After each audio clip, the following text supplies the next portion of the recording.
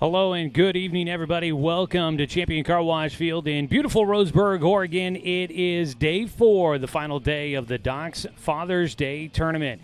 And tonight they wrap things up against the Fairfield Expos as the Docs look to try and go to 3-1 in the tournament. And the Expos will look to try and finish out their time here in Roseburg with a 3-2 record in the tournament. They currently are 2-3 in games played here in Roseburg this season after losing against the Doc Stewarts before the tournament got underway.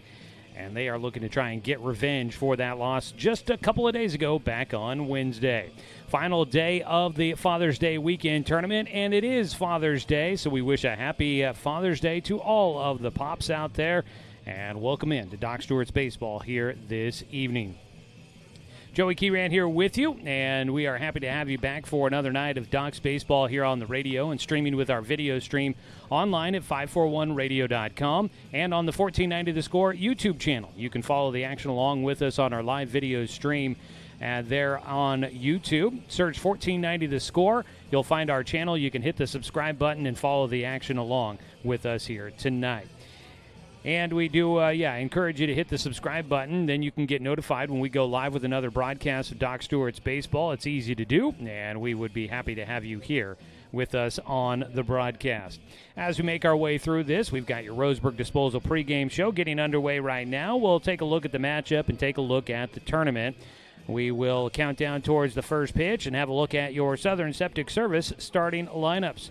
So a lot here as we are just moments away from first pitch in this evening's ball game. So don't go anywhere, folks. We've got plenty to get to as the Docs and the Expos get ready to square off. The Roseburg Dr. Stewarts, they've gotten moving in the right direction since they started out the season 0-5. They've been able to turn things around, and they have gone now 3-1 since that slow start to the season for the Doc Stewarts. So we are happy to see things starting to come around, and they'll try to finish it off after a big win yesterday. They went 15-5, the final score, and that one finished just a bit early in 6 innings. Doc scoring 9 in the bottom of the 6th to pull away for the big win over the Hillsdale Merchants yesterday. As for the Fairfield Expos, their last game, they actually had a doubleheader yesterday. They lost to the Corvallis Girding Builders Markham 7-0, but then ended up turning around and winning 10-2 against the Nelson Hawks. So both teams coming off of a win yesterday. We'll see if which team will be able to put things together here for a win tonight. We'll go ahead and take a 2-minute timeout here during the Roseburg Disposal pregame show. Let them make the run to the dump for you. Give them a call at 673-7122. We'll come back after the 2-minute timeout on 541radio.com and on The Score, 92.3 FM and 1490 AM. Social Security allows you the freedom to take stock of what's important and build lasting bonds. We share your goals. Trust Palm Wealth Management to consolidate your investments and generate income for those who need you most. Call Palm Wealth Management today.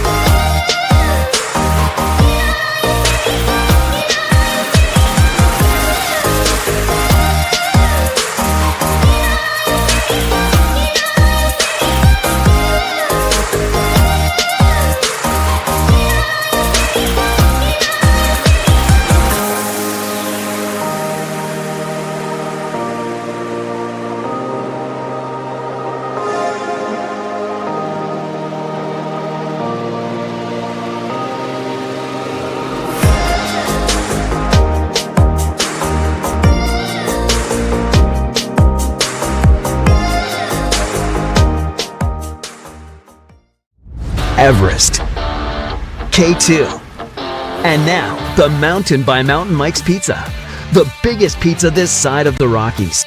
The mountain-sized pizza is a massive 20 inches wide, delivering 20 slices and a mountain of toppings. Made with the freshest and finest ingredients, dough made fresh daily with 100% whole milk mozzarella cheese, and toppings to the edge. It's time to go big. Order yours now by using our mobile app. When it comes to finances, it can be hard to know what's in your best interest. Experience the strength of advice at Palm Wealth Management. From education and estate planning to retirement and the unexpected, we can help. Call Palm Wealth Management today.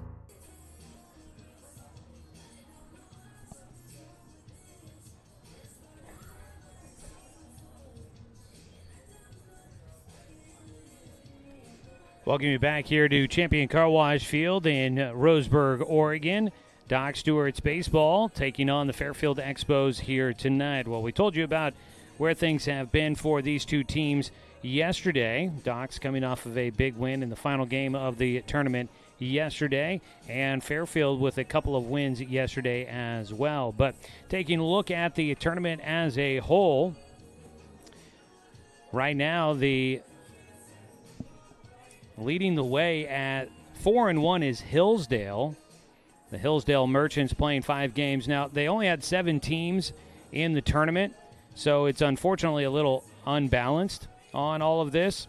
So I don't know exactly how they plan to try and determine a tournament champion in this one. I guess we'll figure that one out a bit together and see if we can come up with something here.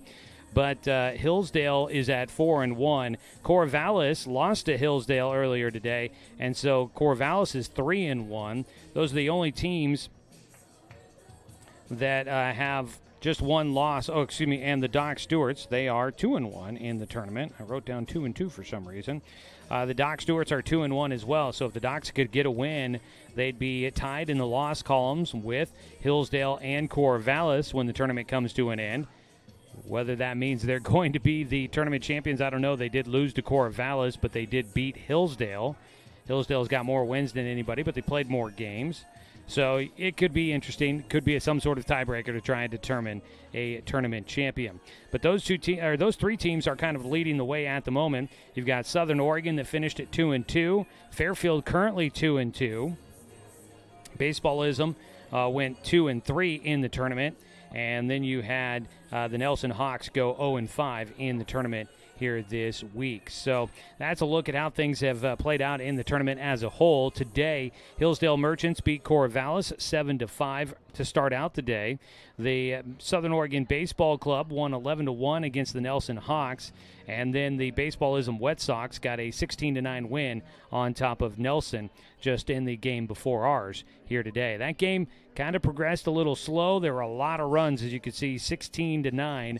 It was a pretty high-scoring game. Took a little while, so it feels as if we're running a little behind schedule. I know the teams came out. By the time they did, the teams were maybe out here a little later than they normally would be. We got lineup cards a little later than we normally have. But we will see if we get going here soon. I mean, I guess it is just about 6 o'clock here. So my guess is we are starting just a few minutes late here in today's broadcast. But that's how things have played out here in the tournament. Doc Stewarts are in the midst of a busy stretch of the season.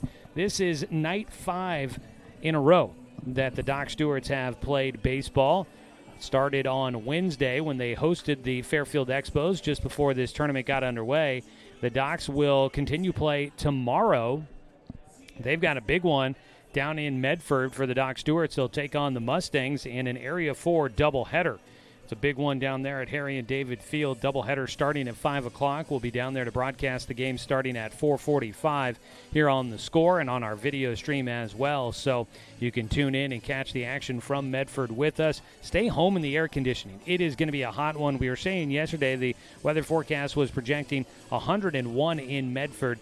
It's improved a little bit. Right now they are saying 98 for the high tomorrow in Medford. There is a heat advisory in effect, and I don't care what you say, 101 or 98, it's going to be hot. So happy they've got the booth. Happy there might be some air conditioning.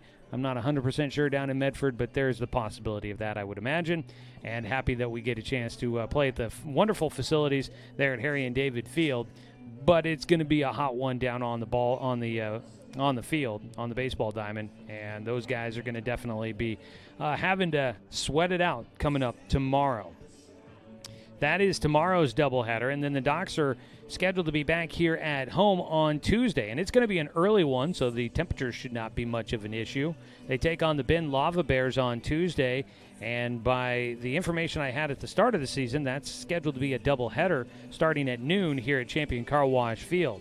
So we'll have another 2 games coming up there, and if that is still the case, I was going to ask, but the coaches hadn't come out, and I had to get back up here into the booth. So if that is still the case, let's see, you got 1, 2, 3, 4, 5. You would have 9 games in a 7-day stretch for the Doc Stewarts if they do play a doubleheader against the Bend Lava Bears coming up on Tuesday next week, and that is just the start of it. They do play Thursday at noon against the Clackamas Cavaliers. Single 9-inning game there, I do believe, and then they take on the Reno Gladiators on Saturday, which I believe is scheduled to be a doubleheader starting at 11:30 here at Champion Car Wash Field. So busy stretch of the season, and then the Docs will be kind of turning things around. They'll have a few days off. Don't play again until the following Wednesday when they take on the Central Oregon Generals in league play. And then it's off to the the 4th of July tournament in Corvallis, the Mickey Riley Star Spangled Tournament there at Corvallis High School at Hanson Stadium at Taylor Field. That's always a fun tournament up there, but that is 4 straight days on the road in Corvallis for the Doc Stewarts coming up in about a week's time. And by the time we get up there, can't believe that already 4th of July right around the corner. Coaches are at home plate exchanging some lineup cards as we get ready to go in this one. The Fairfield Expos are wrapping up their time here in Southern Oregon. They've had stops in Eugene, in Medford. I know that they've been here in Roseburg for a few days. I do believe they normally take some of this time on their Southern Oregon road trip to be able to do things like a visit out to Wildlife Safari, do a trip on the Rogue River at Hellgate, doing some other excursions while they're here in town. They definitely try to make the most of their time as they are out on the road. I got to imagine it's always a blast for those young men getting the opportunity to experience all of that.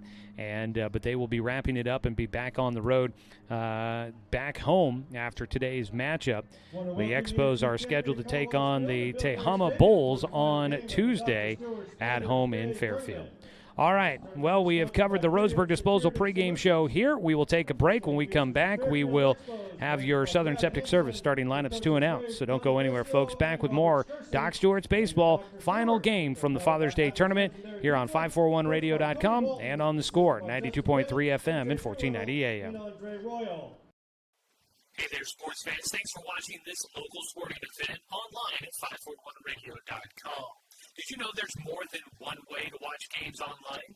You can watch games on your laptop or desktop computer, your tablet, or even your smartphone just by going to 541radio.com.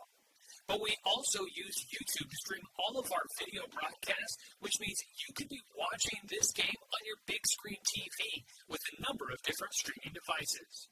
You can stream our live YouTube broadcast through your PlayStation or Xbox gaming device, or through streaming devices like Google Chromecast, Apple TV, or Roku.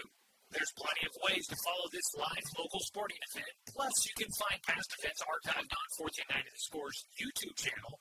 Find us on YouTube and subscribe today to keep up with the latest in local sports coverage.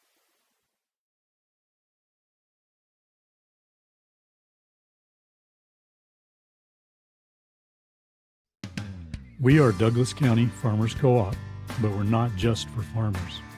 We serve all residents of Douglas County because we are Douglas County. Stop by today for everything from a tank of gas to a bite to eat anytime you're hungry. Pick up something for yourself, your home, and those you care for. Celebrating 100 years of service, Douglas County Farmers Co-op. Good people, good products, and good advice.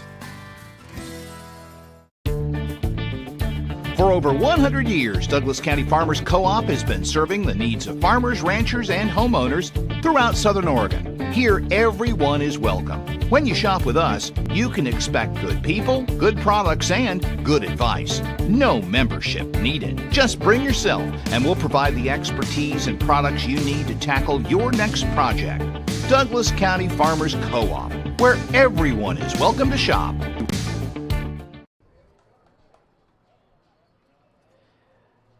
Getting ready to go. It's time to take a look at our Southern Septic Service starting lineups from residential to commercial. Southern Septic Service has your behind covered. Get a free no obligation estimate today for your septic, grease trap, and portable toilet needs. Visit SouthernSepticServiceInc.com. For the visiting Fairfield Expos, designated visiting team in the matchup, Aiden Simons will lead things off, starting at shortstop. Sage Nelson, the right fielder, will bat in the second spot. Hitting third is Gibby Gibson, the catcher. The first baseman, Dylan Eddings, will bat cleanup, followed by A.J. Perrin, batting fifth, starting at third. Second baseman, Royce Baker, batting sixth. Hitting seventh is Nolan Collins, the DH. Dylan Frank in left field will bat eighth. And Javon Haynes, the center fielder, rounds out the starting nine. DH being utilized for starting pitcher, Jack Armstrong. Defensively for the Doc Stewarts, behind the plate, Amos Bowers. Danner Wirtz out at first base. Tegan Sprague at second. On the left side of the diamond, it's Logan Anderson at third and Reagan Soper at short. And in the outfield from left to right, it's Quinn Gaylor, Fletcher Coleman, and Easton Bachmeyer. They'll look to support tonight's starting pitcher for the Roseburg Doc Stewarts. That is Christian Corba, the right-hander out of Roseburg High School, that will get the start on the mound here this evening. That's your Southern Septic Service starting lineups. Before we get to the first pitch, let's pause 10 seconds for station identification. This is Doc Stewart's Baseball on the Score.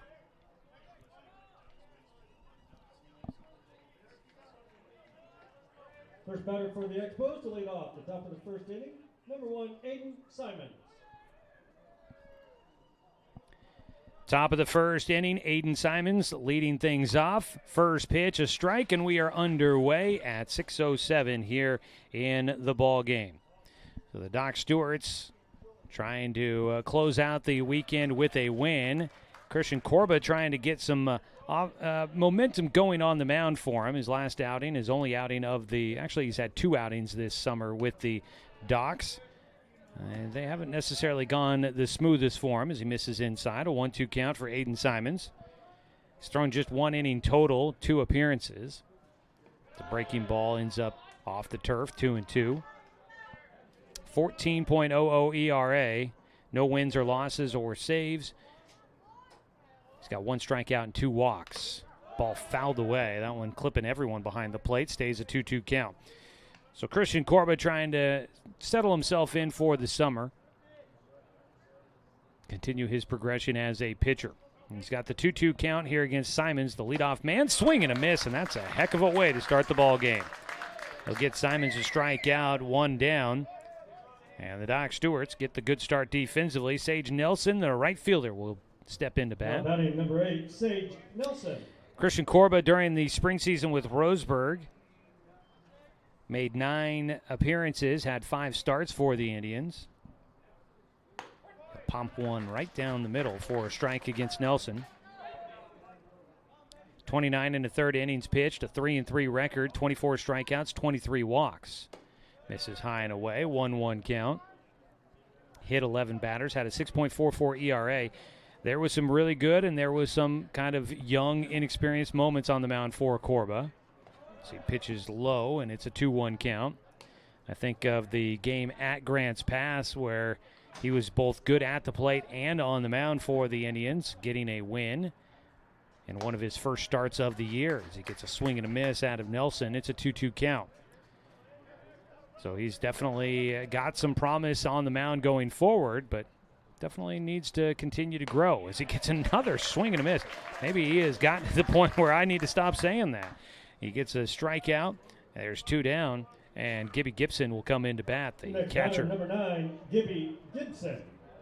And some of it might just be the confidence and the repetition at this level of baseball for Corba. And coming in with some confidence here today. Looks like has served him well, and he's getting some strikes across the plate. Just misses as he tries to nibble at the outside corner against Gibson. The 1-0 is fouled back into the netting for strike 1. Well, we are looking at a nice day here in Roseburg. A bit hotter today than it was yesterday. Looking at 85 degrees here in the Umpqua Valley. The sun overhead at the moment. That pitch goes behind the head of the hitter. 2-1 count. Sunshine overhead, and we will be making our way towards sunset here tonight. as we have the last couple of nights. Pitch is high and inside again, 3-1 count.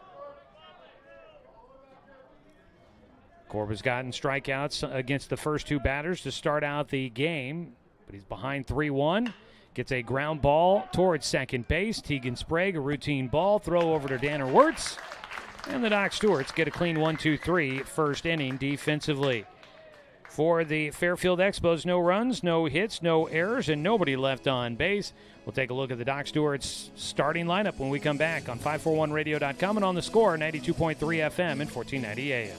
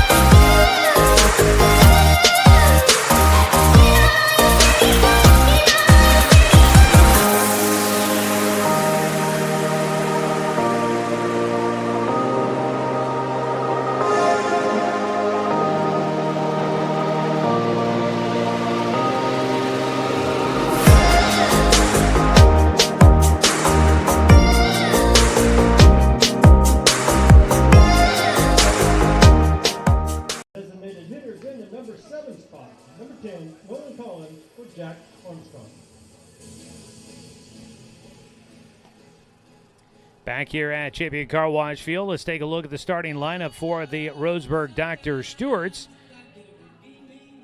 Leading off will be Reagan Soper, the shortstop, followed by Tegan Sprague at second base. The third baseman, Logan Anderson, hitting third. Christian Corba, the pitcher, will bat cleanup. Fletcher Coleman in center field, batting fifth. Danner Wirtz at first base, batting sixth. Hitting seventh is Amos Bowers. Bowers is hitting seventh. I don't know if I said that correctly there. Easton Bachmeyer, the right fielder, batting eighth, and Quinn Gaylor, the left fielder, will round out the starting nine for the Doc Stewarts. No DH, a straight nine there for the Stewies. Defensively, it's Gibson behind the plate, Eddings at first, Baker at second. Left side, it's Perrin at third, and Simons at short. And in the outfield from left to right, Frank, Haynes, and Nelson. That's a look at your starting defense for the Fairfield Expos. They will look to support their starting pitcher. On the bump is Jack Anderson.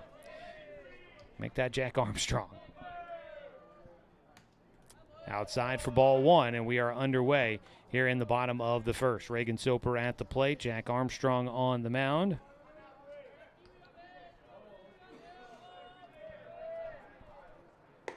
Misses high. And it's a 2-0 count here for Soper, batting in the leadoff spot with the absence of Paxton Burke, who is here at the ballpark tonight. Saw him running across the field just before we got started. As a strike on the outside corner, 2-1 count. Jack Armstrong out of Vanden High School, class of 2026, a returning player for this Fairfield team. His 2-1 pitch lifted in the air towards center field. Haynes drifting towards the alley and left, and will make the catch to retire Soper, starting things here in the bottom of the first. One away, and Tegan Sprague will bat. Armstrong was an all-league player in high school this year. During the spring, he hit .410, but he's on the mound. I don't have any pitching numbers from him during the spring season. He'll wind and fire. His first pitch is a little elevated for ball one. He's been a regular starter at shortstop the last couple of seasons for the Expos. He'll deliver a 1-0 pitch, and Sprague will take a strike, a 1-1 count.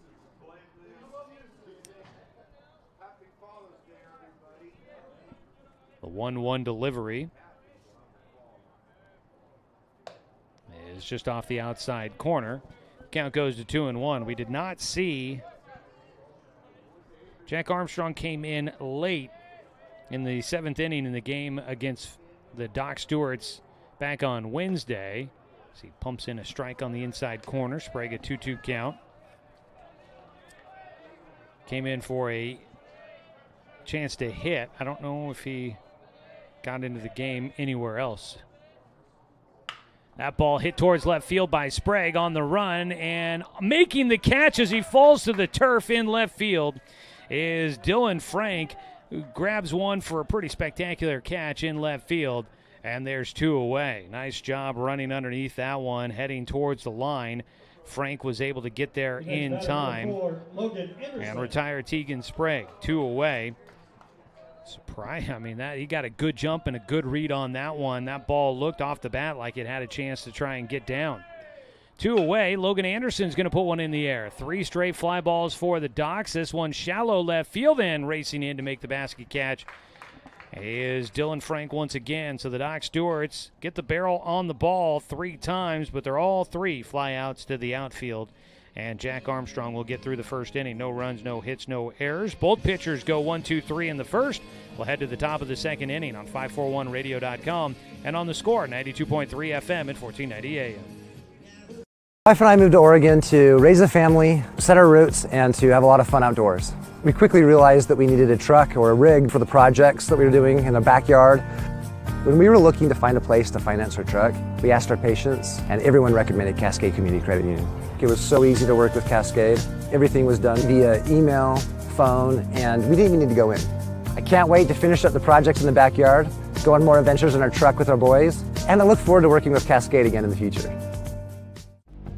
Successful companies have a very important secret. Good advertising works and makes them money. That's why your business should contact Lotus Media Group. Let us help you cash in with multimedia advertising. Multiple touches from Douglas County's only Google certified partner and most effective advertising platform. Web, broadcast, print. Make it happen.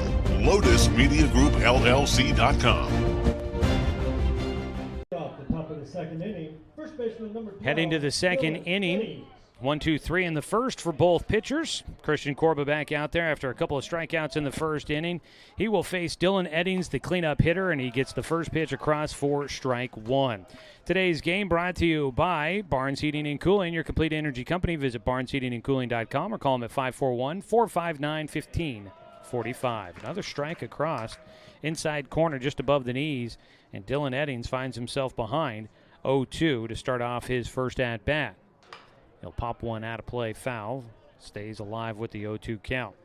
Christian Corba on the mound. A couple of strikeouts so far, so nice start for him. As I mentioned, a little bit of a shaky start on the mound this summer with the Docs, but today it seems to be settling in quite nicely. He gets a breaking ball across that is fouled away by Eddings.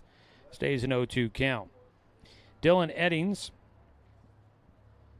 out of Vacaville High School, class of 2026. Big kid. Fouls one into the glove for strike 3. Third punch out in the game for Christian Corba. Back behind the plate, Amos Bowers able to get that one in the glove. Big swing and a miss out of the big kid. They've got him listed, mentioned on the Facebook page that Eddings listed at 6'4", over 200 pounds. He's a hard thrower, but at the plate here today, couldn't catch up on that one. A.J. Perrin will stand in, takes outside, ball 1. Right now, Christian Corba throwing hard, throwing in the zone, mixing things up somewhat, it seems. Miss outside on the 1-0 pitch, and he's behind 2 balls and no strikes. Might be the first time he has fallen behind against a batter here today. A.J. Perrin at third base defensively. Out of Rodriguez High School. Takes Lone outside. He was in the class of 2025. He returns to the Expos this year. He was at Butte College this spring, played in 22 games, hit .260. Had a couple of RBI, 13 strikeouts, and 7 walks. He's ahead 3-0. Corba will get a strike across to keep the at-bat going.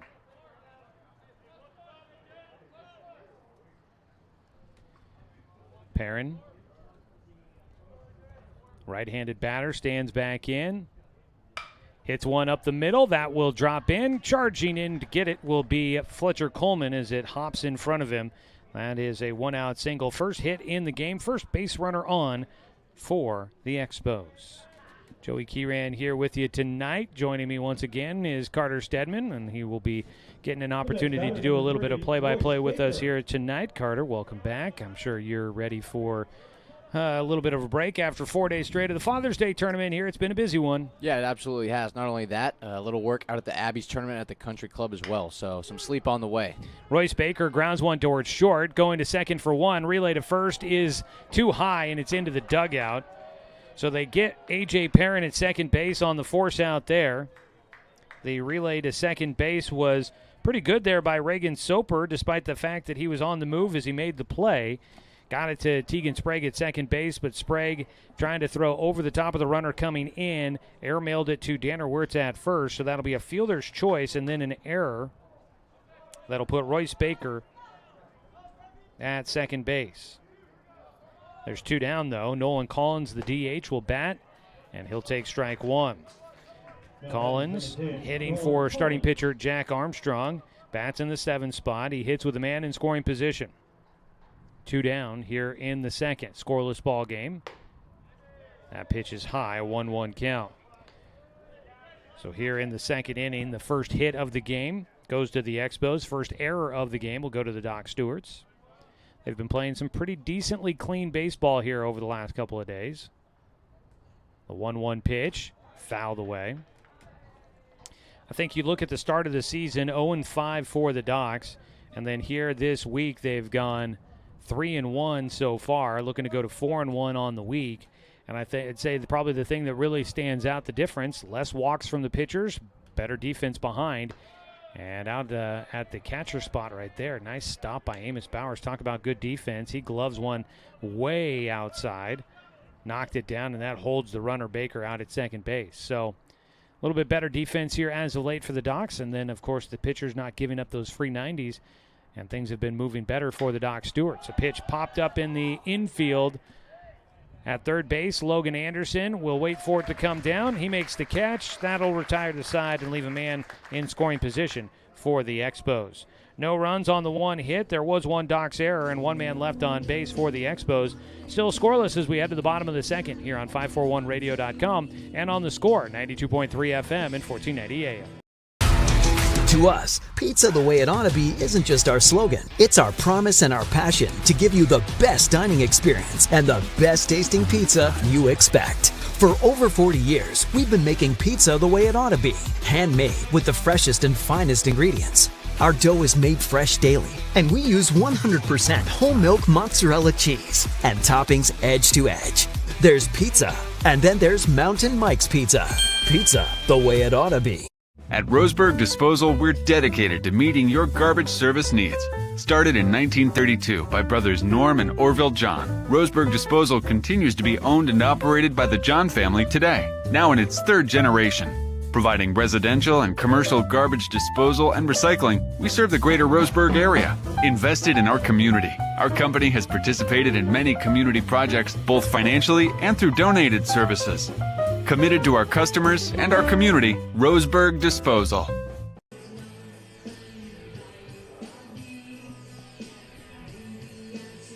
Back at Champion Car Wash Field, today's game sponsored by Flyaway Travel. Contact the travel experts at Travel Leader Flyaway Travel. Make sure you have an agent in your corner. Call 541-672-5701. For the Doc Stewarts, it'll be Corba, Coleman, and Wirtz coming up here in the second. The right-hander Jack Armstrong on the mound for Fairfield. Got through the first inning with 3 fly ball outs. Corba takes a breaking ball for strike one.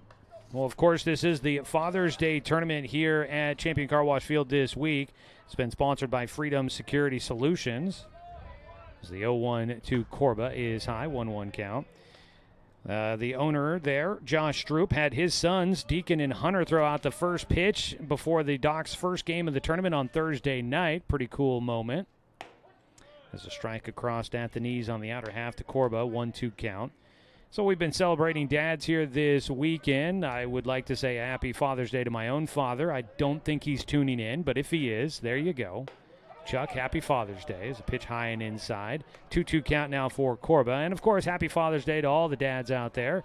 Hope you're having a great day, getting to do something that brings you some joy and spend some time with your family. It was a 2-2 pitch. That ball well hit out towards left field. Going back is Frank in the shadows. He will make the catch. It's the 4th consecutive fly ball out for the Doc Stewarts here in the ball game.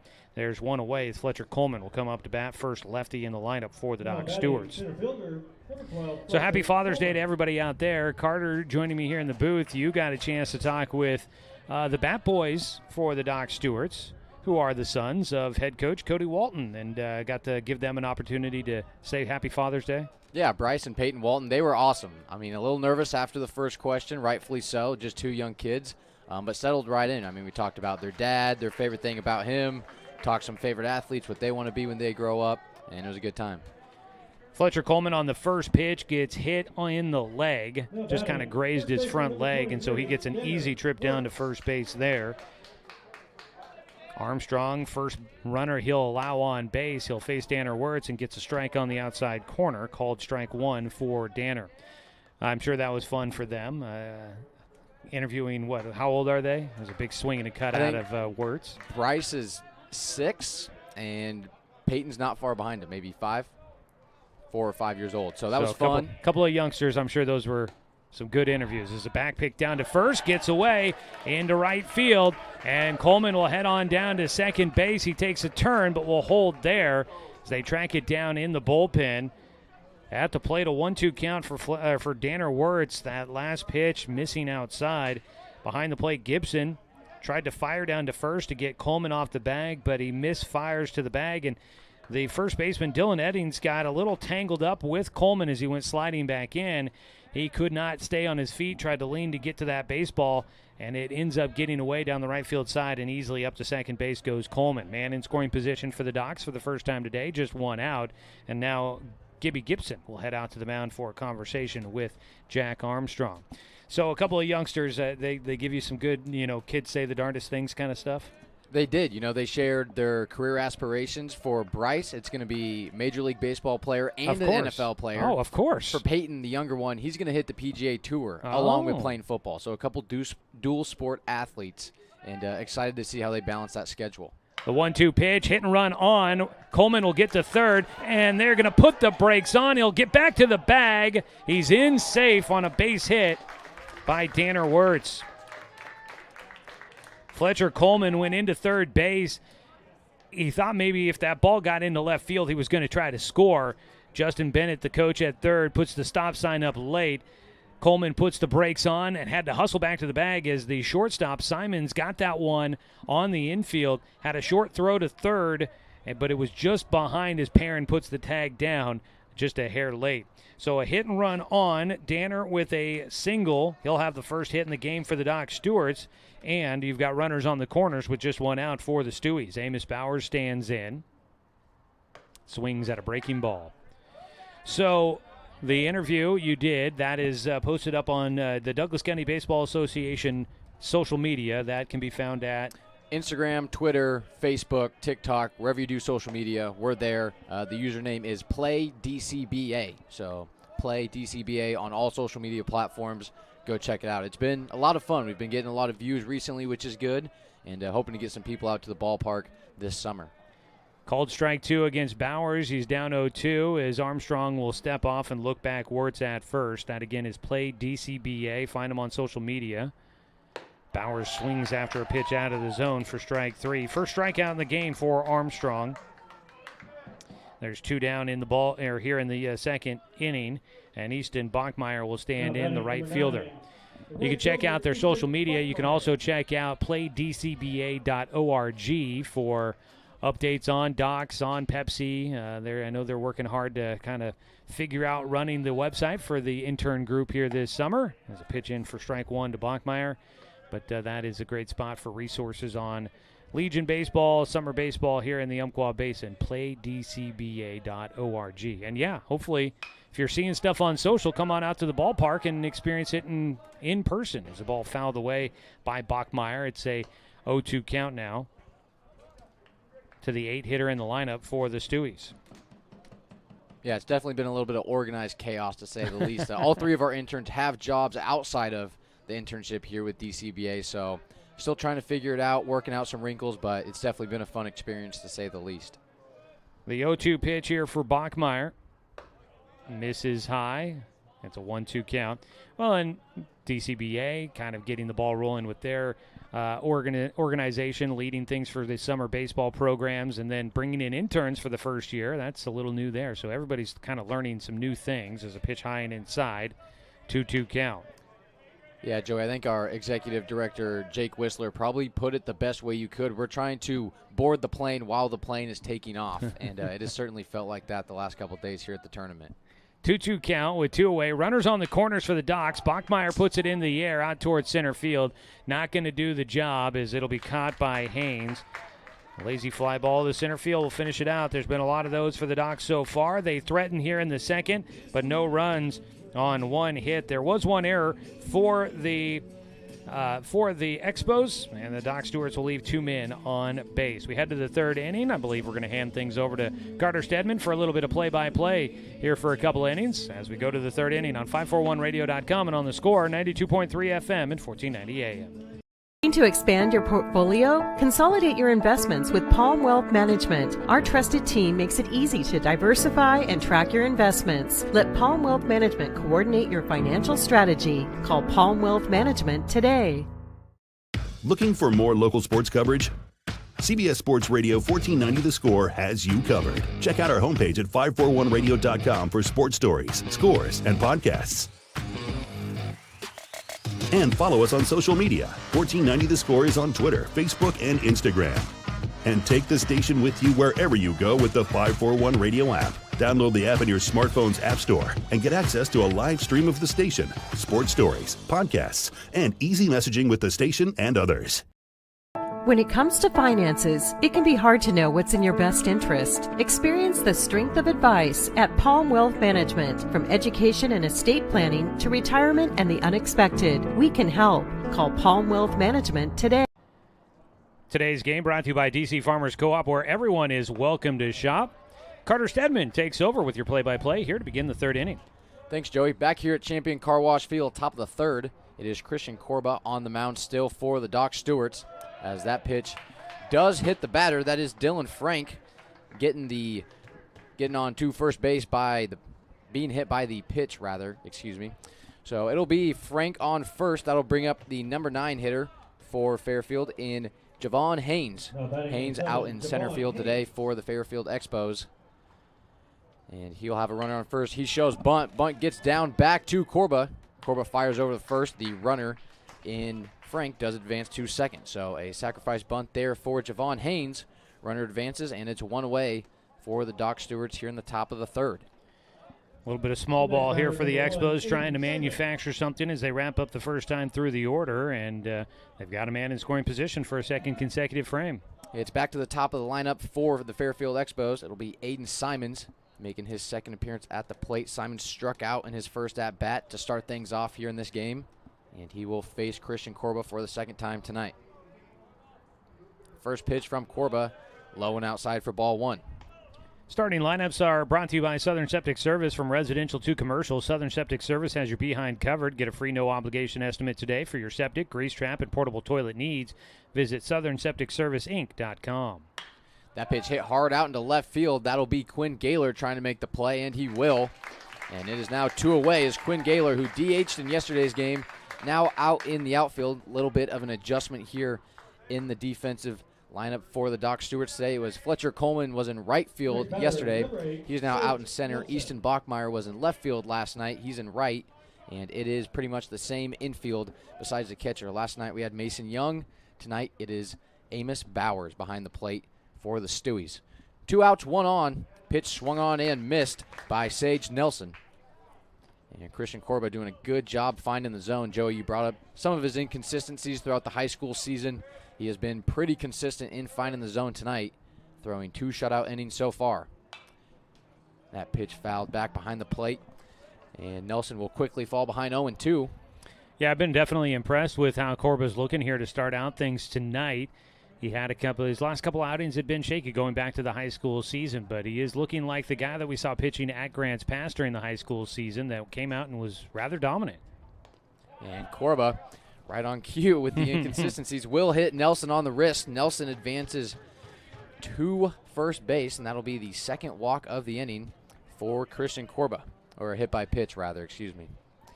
Christian Corba, class of 2029, so not exactly a veteran by any stretch of the imagination. We've seen him out in the outfield, now on the mound tonight for the Doc Stewarts. This is the fifth game in 5 days for the Doc, so you'd have to imagine the bullpen, maybe a little bit lack of resources, so to speak, for the Docs tonight on the mound. So they will rely on Corba to get them through, you would assume, 4 or 5 innings. They've shown that they do have some relief pitching to come in. Yesterday it was Grayson Coate who came in and took care of business. We've seen a few other arms as well. So it will be interesting to see how the Docs handle their pitching here tonight, as we're still knotted up at zeros. That pitch hit down the first baseline, and it will fall foul. And it's now an 0-2 count once again, as Christian Corba looks to get ahead of Gibby Gibson. And, Joey, we were talking about great baseball names the other night. That's on that list, 100%. Gibby Gibson. I think his given name is James, but, with a last name like Gibson, Gibby seems like a pretty much automatic. And Gibson will get hit by the pitch again, the second consecutive HBP for Christian Corba. All of a sudden, bases loaded here with 2 outs. And Amos Bowers will take a trip to the mound to cool off his pitcher, and as he does that, we will shout out one of our sponsors for today's game, Dr. Allenson Randall, Family and Cosmetic Dentistry. Call 541-373-6694 or visit drrandall.com. Courtesy runner for the catcher, Nico Folan, will take over at first base. As you mentioned, bases are loaded. And Dylan Eddings rips one foul down the third base line. Ball was hit hard. And it was Logan Anderson who made the effort over there. But that ball will be foul, and that will be strike one. Corba has been able to get ahead in these accounts. We've seen 0-2, 1-2, but he has let a couple batters off the hook with some hit by pitches. And that one inside again. Corba flirting with fire on the mound right now. Dylan Eddings just he was so upset with himself that he did not stay in the box and let that one hit him. Knew it would have brought in a run, and it was a pitch inside enough it would have easily hit him. Pitch on the way and hit foul. And once again, Christian Corba ahead of the count. 1 ball, 2 strikes, 2 outs. Bases are juiced here in the top of the third. Pivotal moment here in the early stages of tonight's contest. Edding steps into the box, and Corba collects. The 1-2 on the way. Hit out towards shortstop. Unable to make the play is Reagan Soper. It'll head out to left. 2 runs are going to score. And it'll be the Fairfield Expos strike first. They take a 2-0 lead here in the top of the third, and that will be an RBI single for Dylan Eddings. He was frustrated with himself not taking the hit by pitch. He makes up for it there with the RBI single, and it is 2-0 Expos here at the top of 3. Dylan Frank scores from third. Sage Nelson comes in from second. Going first to second is the courtesy runner, Nico Folan. And we will get a visit to the mound from the Docs pitching coach, so they will talk things over for the second time this inning. And it's just been not being able to retire batters with 2 strikes. I mean, you look at some of the guys that were on base, including the run that scored. Like I mentioned just a minute ago, Joey, a 1-2 count, an 0-2 count. Next thing you know, let a couple batters off the hooks, the bases get loaded, and all it takes is 1 single out to the outfield, and all of a sudden you trail 2-zip. Well, and, we talked about Corba being a young guy. He's hit 3 batters here in this inning, and that starts to put the pressure on. Obviously, bases are loaded behind you with that situation, and you tighten up a little bit, and you leave something over the plate. A good hitter like the cleanup hitter Dylan Eddings, he's going to take advantage of a ball left over the plate, and he deposits it in left field to drive in 2. First pitch to A.J. Perrin, up out of the zone for ball 1. Perrin batting 5th today, playing 3rd. And he will have 2 runners on here with 2 outs. Yeah, the first base hit of the game against Corba back in the second. That pitch hit hard towards the Docs dugout, and it'll be foul. Count moves to 1-1. As it is another beautiful evening here in the Umpqua Valley. And it's probably, once again, 84 degrees. So it's been in the low 80s consistently the past 2 to 3 days. And it does not sound like that's going to last long. Going to get pretty hot real soon as that pitch from Corba outside for ball 2. And, Joey, you're making the trip down to Medford, I do believe, in the next Coming up tomorrow night. Yep, tomorrow night. And it's going to be a hot one we were talking about earlier. Going to be a heat advisory down there, 98 degrees in Medford tomorrow. Going to probably still be in the high 90s by the time we get there. 2-1, swung on and fouled. As Perrin continues the battle here, count will move to 2-2, and it is deuces across the board. 2 balls, 2 strikes, 2 outs, and 2 runners on. And the score, 2-0.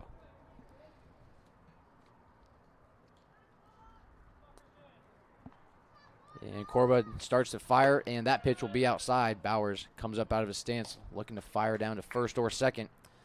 Count is full now here in the top of the third. A ball, and the bases are loaded once again as Christian Corba looks to get out of the third inning, just giving up 2 runs. Doc's offense should have plenty of firepower as that ball's hit towards the third baseman, Logan Anderson. He'll fire it over to Danner, and able to make the play is Danner Wirtz. So the bases were loaded there for a minute. The Docs give up 2 runs. They will trail it 2-0, and they will have to be the comeback kids once again in this contest today. We'll step aside as we head to the bottom of the third here on 541radio.com and on the Score, 92.3 FM and 1490 AM. For over 100 years, Douglas County Farmers Co-op has been serving the needs of farmers, ranchers, and homeowners throughout Southern Oregon. Here, everyone is welcome. When you shop with us, you can expect good people, good products, and good advice. No membership needed. Just bring yourself, and we'll provide the expertise and products you need to tackle your next project. Douglas County Farmers Co-op, where everyone is welcome to shop. Are you an enthusiastic sports fan? Want to have fun and get in on the action? Heck, yes, that'd be awesome. Have great attention to detail? Want to stay active? Definitely. Want to give back to the student athletes in your community? Obviously, yes. Then you'd make an excellent high school sports official. We need more officials in Oregon, because with no high school officials, there are no high school sports. Sign up today at highschoolofficials.com.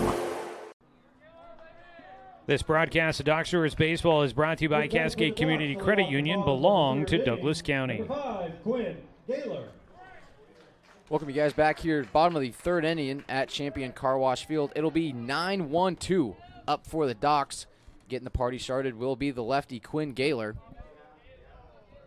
Gaylor DH'd yesterday, out in left field tonight, and he'll take the first pitch for strike 1. Quinn out of Sutherland High School, class of 2029, so another kid on this Docs team that just wrapped up his freshman campaign. And second pitch up out of the zone for ball 1. And it is Jack Armstrong on the mound. We've seen a lot of hit-by pitches in this game, Joey. Christian Corba has 3 on his own. Jack Armstrong also has 1 to his total tonight. As that ball's hit down the third baseline, it's going to get through. Gaylor rounding first, and he'll get held up at first base. So Quinn Gaylor with a leadoff single here in the bottom of the third. And we will flip it over to the top of the lineup. So a chance for the Docs to respond offensively after giving up 2 runs in the top of the third.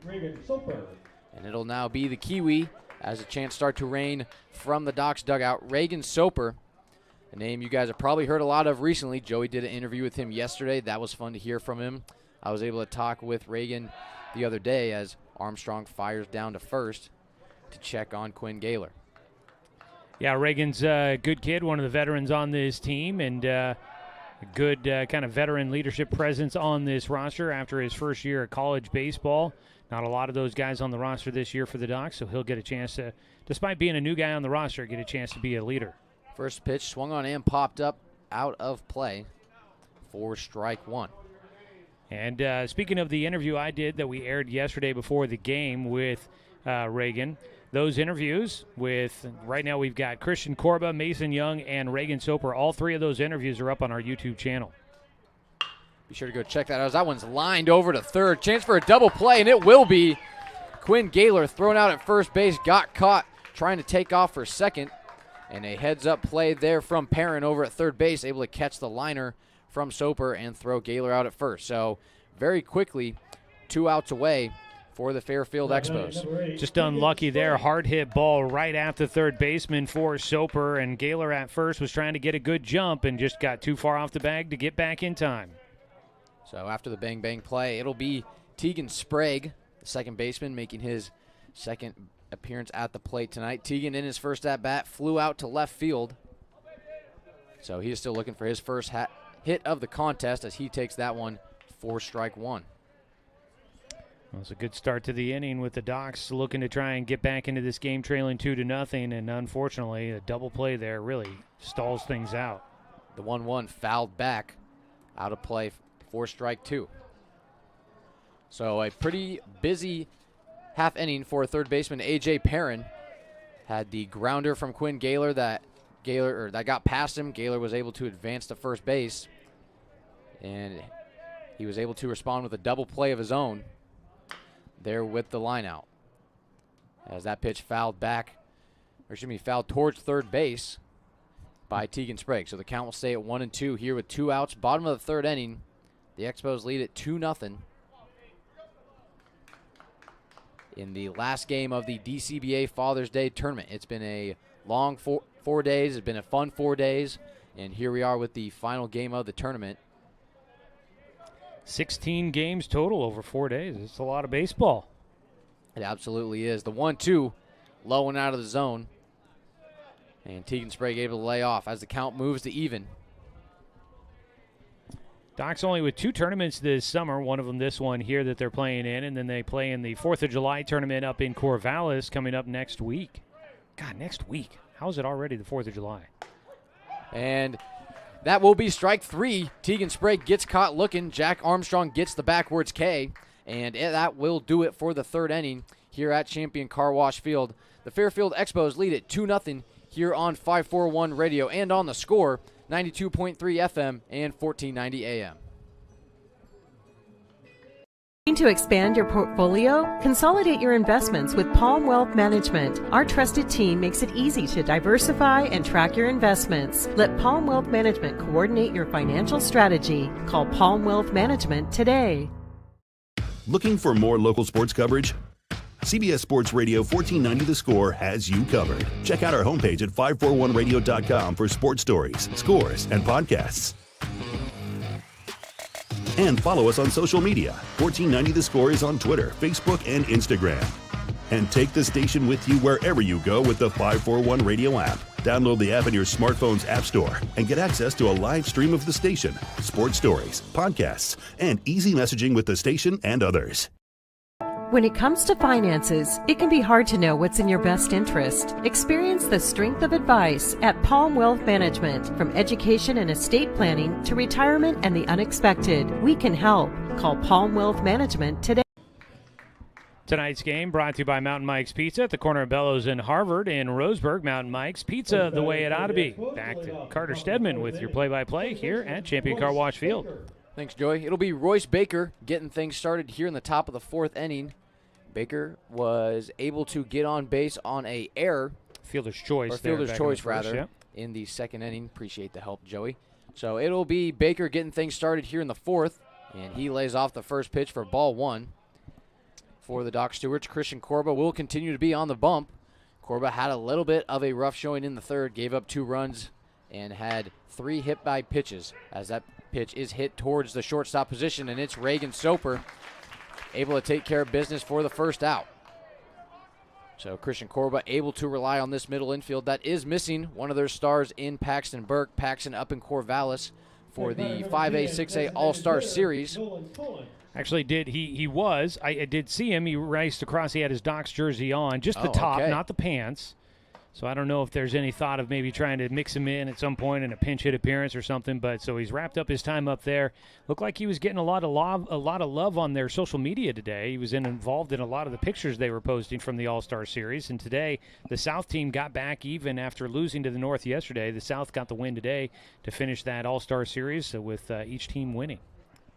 The 1-1 from Corba, low and crawls across the plate for 2 balls, 1 strike.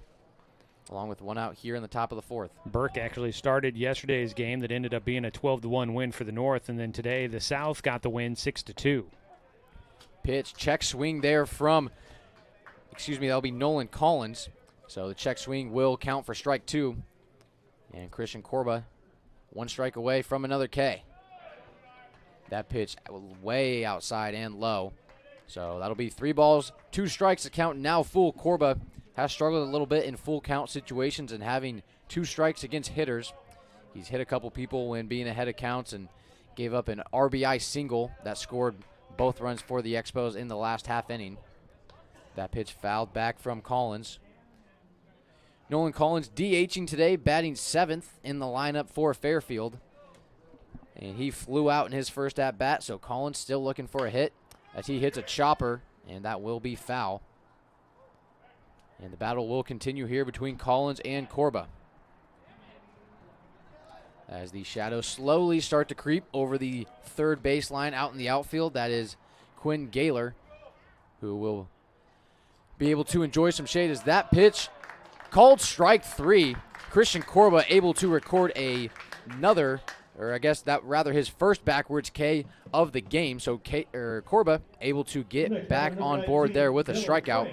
And it's now 2 outs with nobody on for the Doc Stewarts. 4th strikeout for Corba in the game, but yeah, as you mentioned, first one looking. Swinging in, missing at the first pitch is Dylan Frank. Frank was one of those who were hit by a pitch from Corba and was able to advance. Frank, one of the runs brought in there in the 3rd inning. So he returns to the plate and lays off the second pitch for a ball. And the count is now at 1-1. So Corba gets the reverse K, and you have to think that would do something for his confidence as he looks to bounce back here in the 4th. And as we've mentioned, with how many games the Docs have played recently, you imagine they don't have a ton of fresh arms, as we do have some movement in the bullpen down there as we speak. Corba from the windup, the 2-1, swung on and missed again. A big swing from Frank. If he manages to make contact, that ball is going to be hit pretty hard. So going to be a heads up in the outfield for the Docs. And in the bullpen, that is Logan Schwert, the South Umpqua product, graduated from South Umpqua this year, as the 2-2 fouled off again by Frank. Logan Schwartz, another guy that when he gets in, looks like he's the first guy they expect to maybe come in and pitch in relief here tonight. He's another guy that's looking to build some confidence this summer. And another pitch fouled back by Dylan Frank, so the count will stay at 2-2. Schwert had a great spring season with South Umpqua, but he's made 3 appearances, 2 1/3 innings. He's got a 12.0 ERA. 2-2 swung on and missed. Strike 3 from Christian Corba as the youngster starts to get back to dealing on the mound. He gets 2 strikeouts here in the 4th, along with the ground out. So 3 up, 3 down for the Doc Stewarts. They look to tie this one back up on the offensive side of things. We'll take a short step aside. Don't go anywhere. You're watching Doc Stewart's Baseball on 541 Radio and on The Score, 92.3 FM and 1490 AM. For over 100 years, Douglas County Farmers Co-op has been serving the needs of farmers, ranchers, and homeowners throughout Southern Oregon. Here, everyone is welcome. When you shop with us, you can expect good people, good products, and good advice. No membership needed. Just bring yourself, and we'll provide the expertise and products you need to tackle your next project. Douglas County Farmers Co-op, where everyone is welcome to shop. Are you an enthusiastic sports fan? Want to have fun and get in on the action? Heck yes, that'd be awesome. Have great attention to detail? Want to stay active? Definitely. Want to give back to the student athletes in your community? Obviously, yes. Then you'd make an excellent high school sports official. We need more officials in Oregon, because with no high school officials, there are no high school sports. Sign up today at highschoolofficials.com.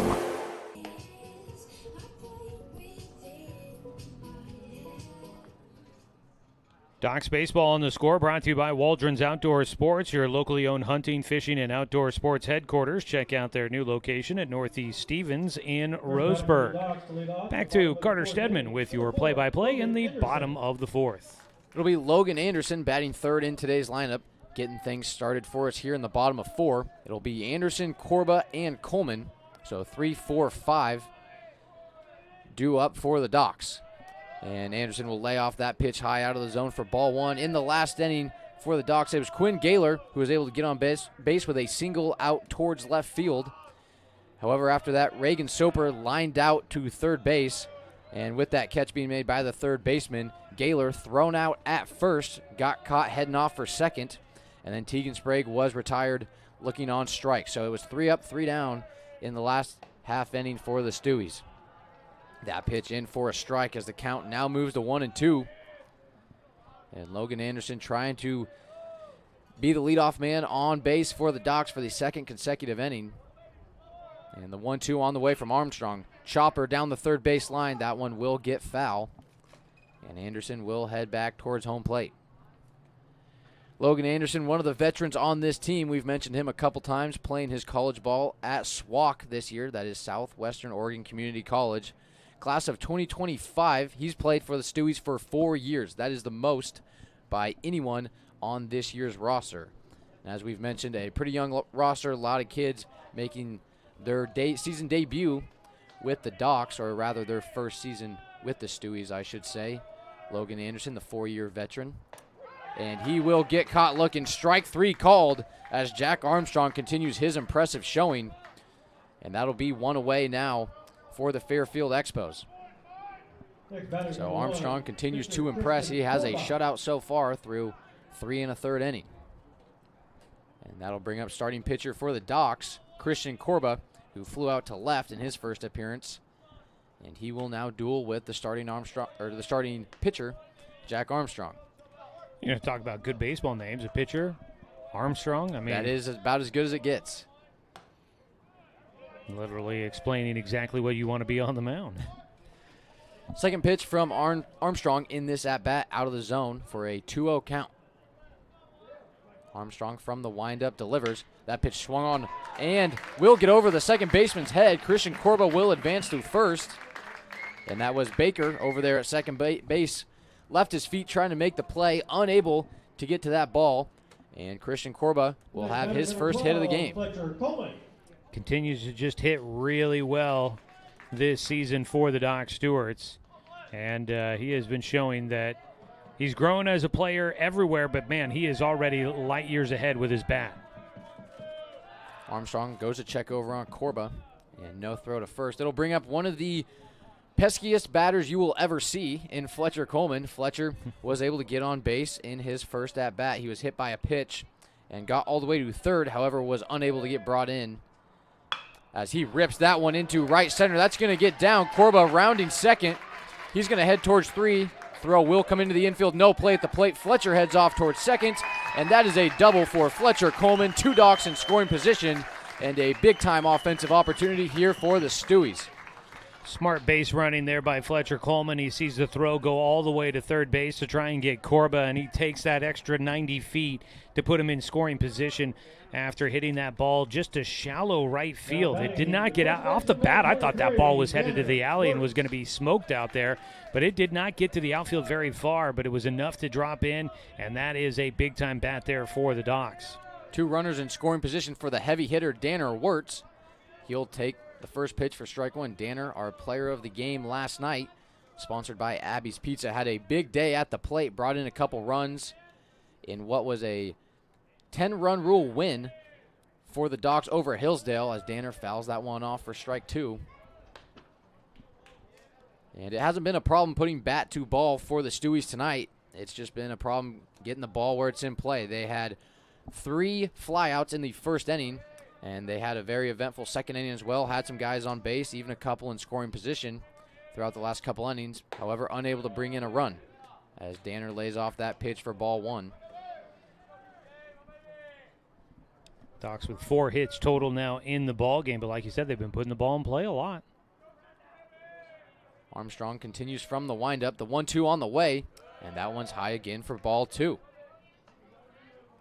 So Danner Wirtz here with 1 out, 2 runners in scoring position. It is Christian Corba on third base, Fletcher Coleman on second. And bless you, Joey Keeran, a big-time sneeze. My apologies. Allergies got at me. The 2-2. Outside, barely misses the zone, and the count will now be full. Armstrong was ahead. No balls, 2 strikes, and Danner Wirtz able to work his way back in the count as the middle third of this Docs order continues to impress. Borderline pitch there that Danner laid off. That's a close one with 2 strikes to let go by, but it works in his favor. Payoff pitch on the way. Swung on and fouled back. Danner will continue to battle here against Jack Armstrong. Armstrong so far has been able to go 3 1/3 inning, and he has been pretty efficient. However, he's got 2 runners in scoring position, only 1 out.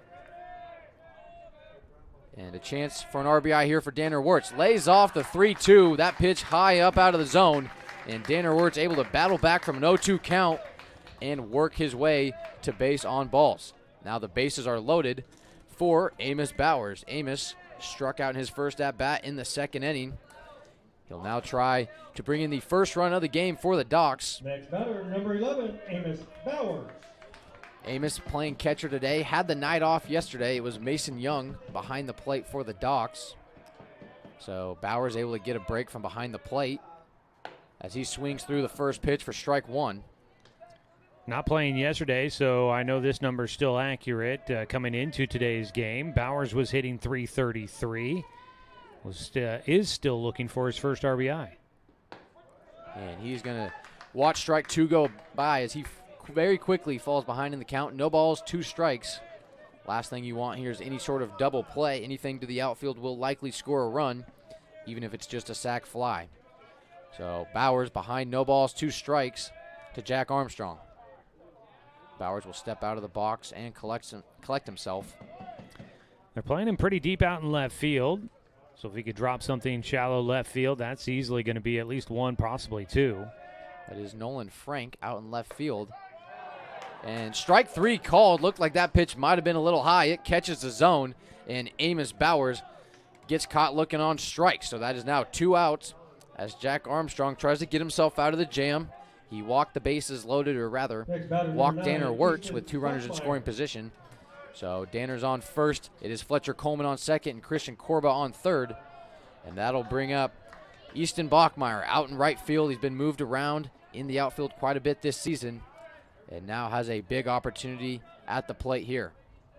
You watch a strike 1 go by. That pitch swung on out towards foul territory. Heading back is the first baseman. He loses his hat and unable to make the play as that ball heads out of the stadium. So no balls, 2 strikes now to Easton Bachmeyer as he'll have to battle his way back.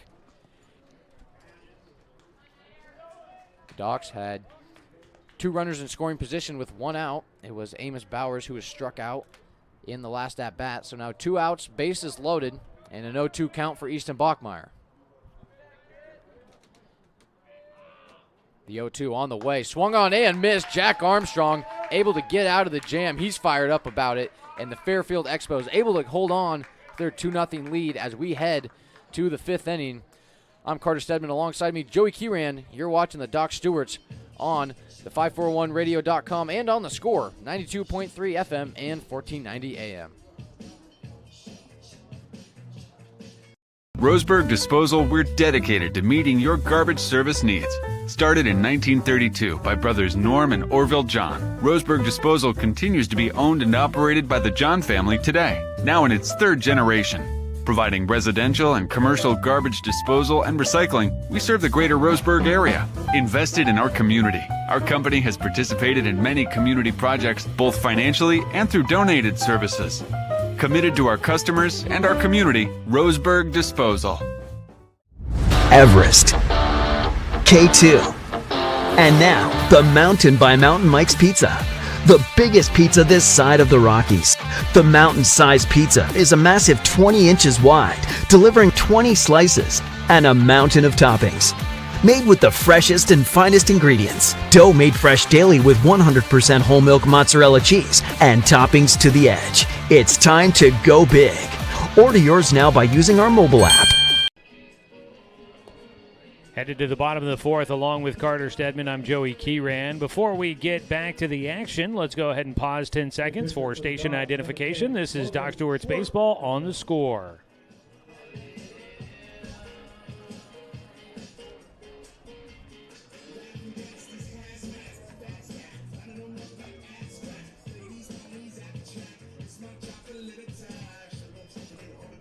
Coming out of the break, it'll be the lefty Logan Stewart on the mound now, so a pitching change for the Docs.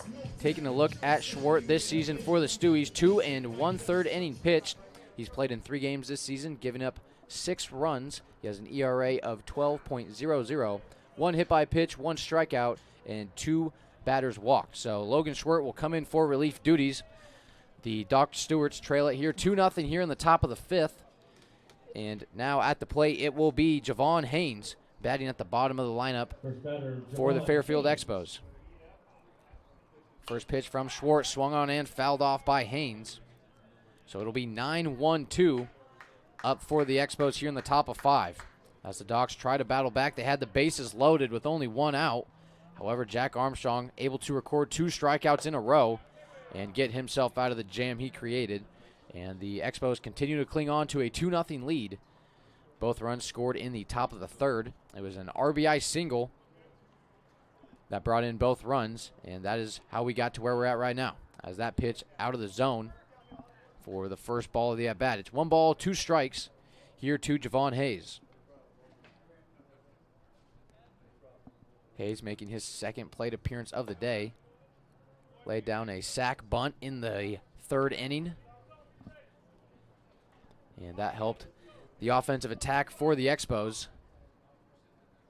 And it is now the 2-2 from Schwert on the way. That one up high out of the zone. And the count now moves to full. So Logan Schwert facing off against his first batter of the day. Trying to record the K. Last thing you want to do is have the leadoff man on, especially when you're in a deficit. So the payoff pitch from Schwert out of the zone. And Javon Hayes will make his way to first base. So first batter walked by Schwert, and Hayes will make his way down to first base. We will return to the top of the order now for the Expos. It'll be Aiden Simons. Struck out in his first plate appearance and flew out to left field in his 2nd at-bat. And he will now have a runner on first here with no outs. That pitch gets by Amos Bowers, and Hayes will easily advance to second base. And that pitch caught the tip of Bowers' glove. Kind of a wild pitch, I guess you could say. Did hit Bowers' glove technically, but a pretty tough catch to make behind the plate for Amos. So Hayes now in scoring position with no outs. And an RBI opportunity here for Aiden Simons. The 1-0 on the way, fouled back for strike 1. Schwert out of South Umpqua High School, graduated this spring. And looking at Schwert, we've talked about his numbers a little bit. We've seen him in the outfield, the lefty on the mound as well. And he'll deliver 1-1. His bunt is shown. And that will be strike 2 against Aiden Simons. Simons trying to show bunt and surprise the Docs defense, unable to get the bunt down. And he'll fall behind in the count 1-2. So now Simons forced to swing away at anything he gets from Schwert. The 1-2 swung on, popped up towards shallow left field. Going to be a tough play, and that ball's going to get down. That was the shortstop Reagan Soper trying to make the play. He'll runner heads for second, no play there. Oh, he's going to be out. He slid off the bag. Did Aiden Simons. Heads up play by the 3rd baseman Logan Anderson to fire it over to second.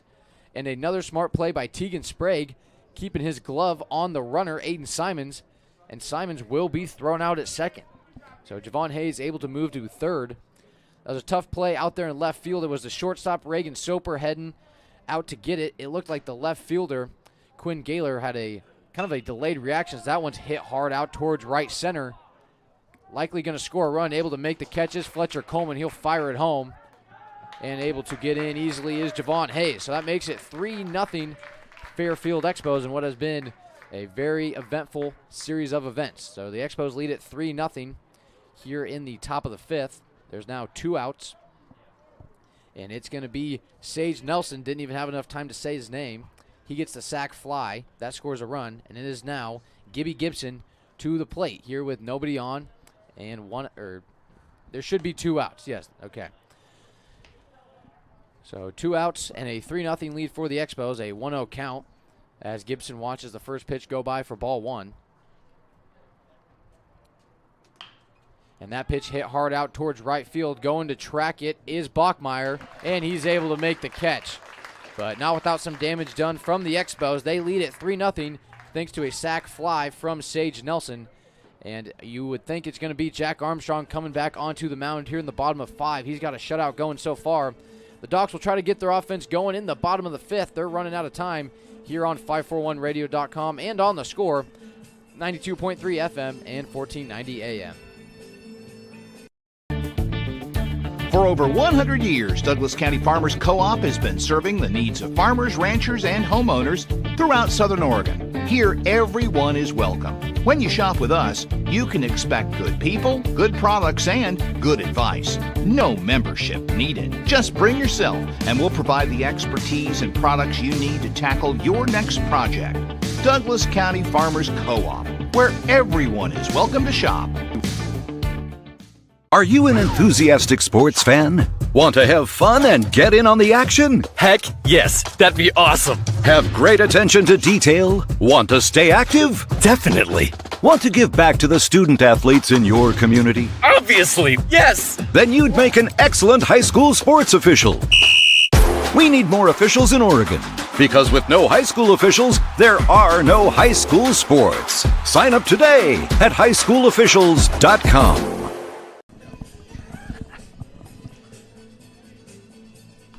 Coming out of the break here, bottom of the fifth inning, the Docs trail at 3-0. We'd like to thank our sponsor, Palm Wealth Management, a member of D.A. Davidson and Company, member SIPC. So thank you to Palm Wealth Management as we get ready to go here in the bottom of 5. The Expos added to their lead here. It is now 3-0, and I mentioned that it was going to be Jack Armstrong on the mound, and it will continue to be so. Armstrong, a shutout so far through the first 4 innings.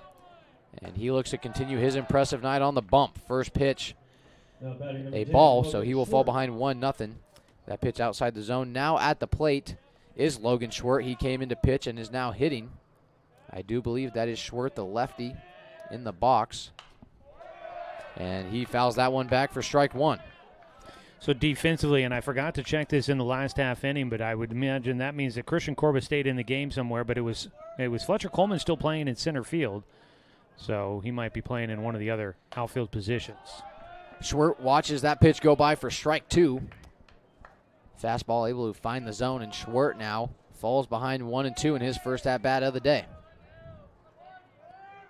The 1-2 on the way. That pitch low and out of the zone. Schwert lays off.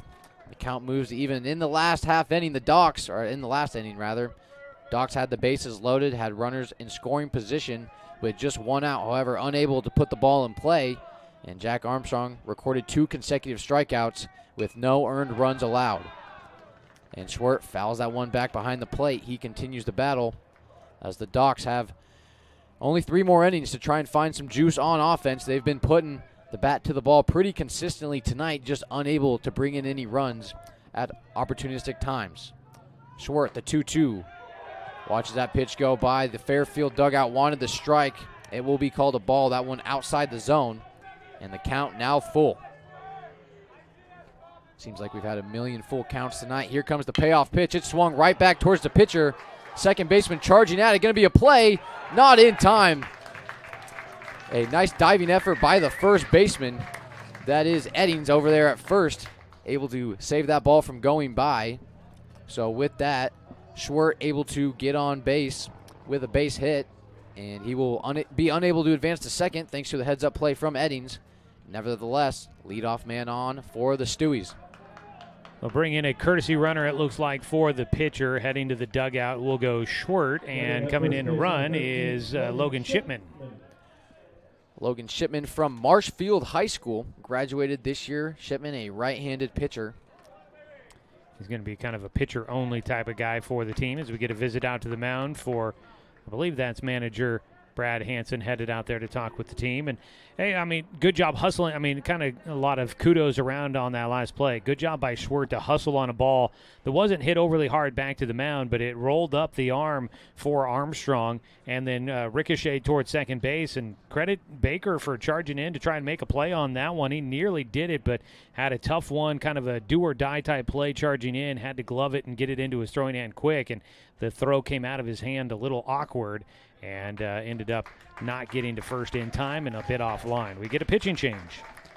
We will take a short step aside here as we let the new pitcher get warmed up here for Fairfield. They lead it 3-0 in the top of the 5th inning. We'll step aside here for a brief break.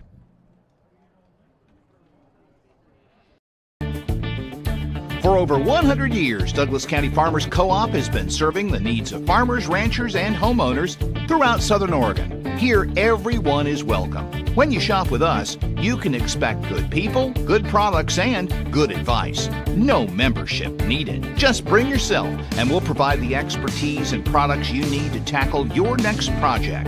Douglas County Farmers Co-op, where everyone is welcome to shop.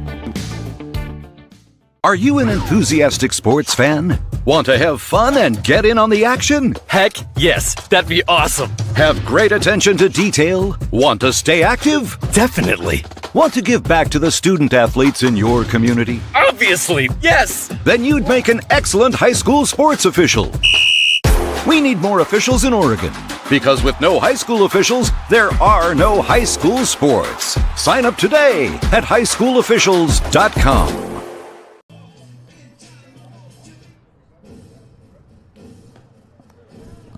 On the mound now for Fairfield, it'll be Nico Fullen, number 35, the junior entering his senior year out of Rodriguez High School. So he's a returning player for the Fairfield Expos. The scouting report on him, good speed, best bunter on the team, according to his coaches. And he is hitting .306 on the year, 17 RBIs, or excuse me, this was last year rather. 17 RBIs, 26 runs. So a solid year for Nico Fullen as he will be on the mound. He will have a 3-0 lead here in the bottom of the 5th inning. I know we said it was the top of 5 before the break. My apologies. And a rookie mistake here from yours truly. So happens to the best appreciate of you us. guys for sticking with me. We got a runner on first. That would be Logan Schwert, who is now the relief pitcher. We got Shipman running over there for him. You're right. We got Logan Shipman on first base. It'll be the top of the lineup now for the Docs as Reagan Soper returns to the plate. Soper still looking for his first hit of the day. He flew out to center field in the first, and in the third, he ripped one down the third base line. He did line out. That did end up becoming a double play and a little bit of a momentum killer for the Docs. Soper lays off the second pitch for ball one. So 1 ball, 1 strike to Reagan Soper, who has been Mr. Popular the last couple days for the Doc Stewarts. All the interviews, learning about the Kiwi, his background, being born and raised in New Zealand, as he watches strike 2 go by. Soper played at UCC this year. He's only been in the U.S. for about 9 or 10 months, so not even a full year here in the States. But as we've talked to him, he sounds like he's thoroughly enjoyed his time here. 1 ball, 2 strikes. That ball gets down, and that's going to be a base hit for Reagan Soper. Right on cue, he delivers, and we got runners on first and second as the Docs looking to rally here in the bottom of the 5th inning. That ball hit out towards left field, able to get over the head of the third baseman.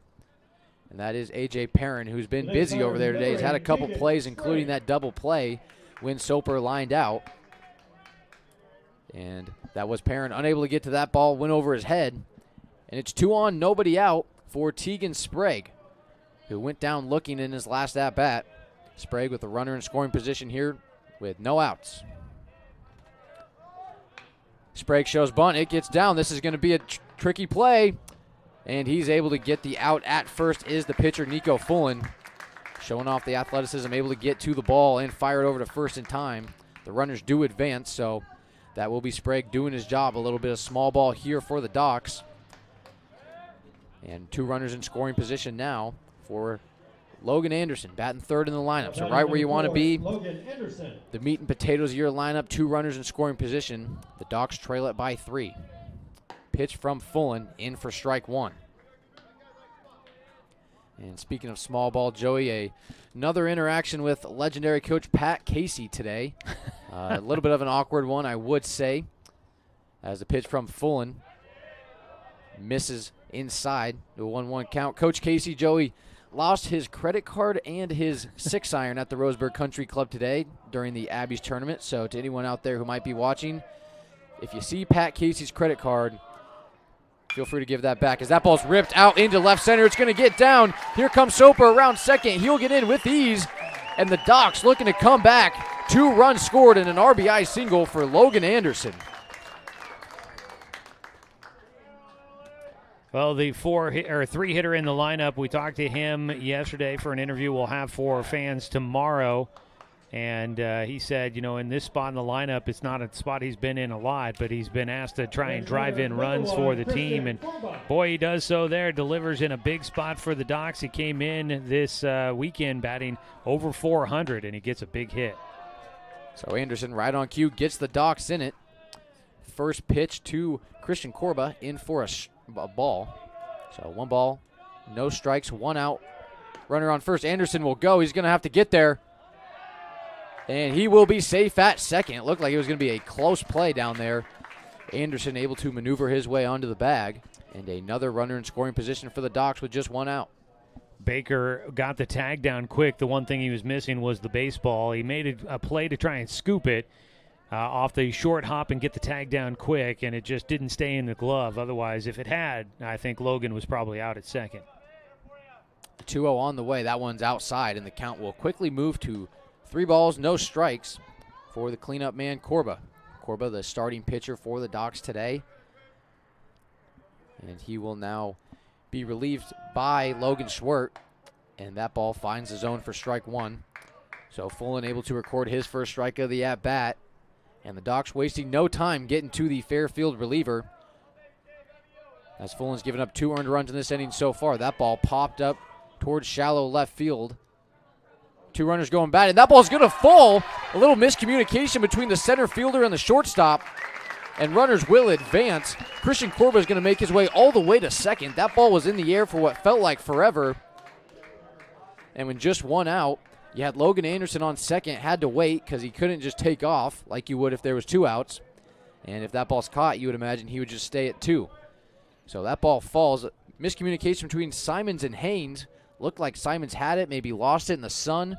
Haynes came charging in from center and unable to get to it. So the Docs continue their big inning here in the bottom of the 5th. First pitch, is that going to get down? No, it will not. And Fletcher Coleman, not the guy you want to be facing with runners in scoring position if you're Nico Fullen.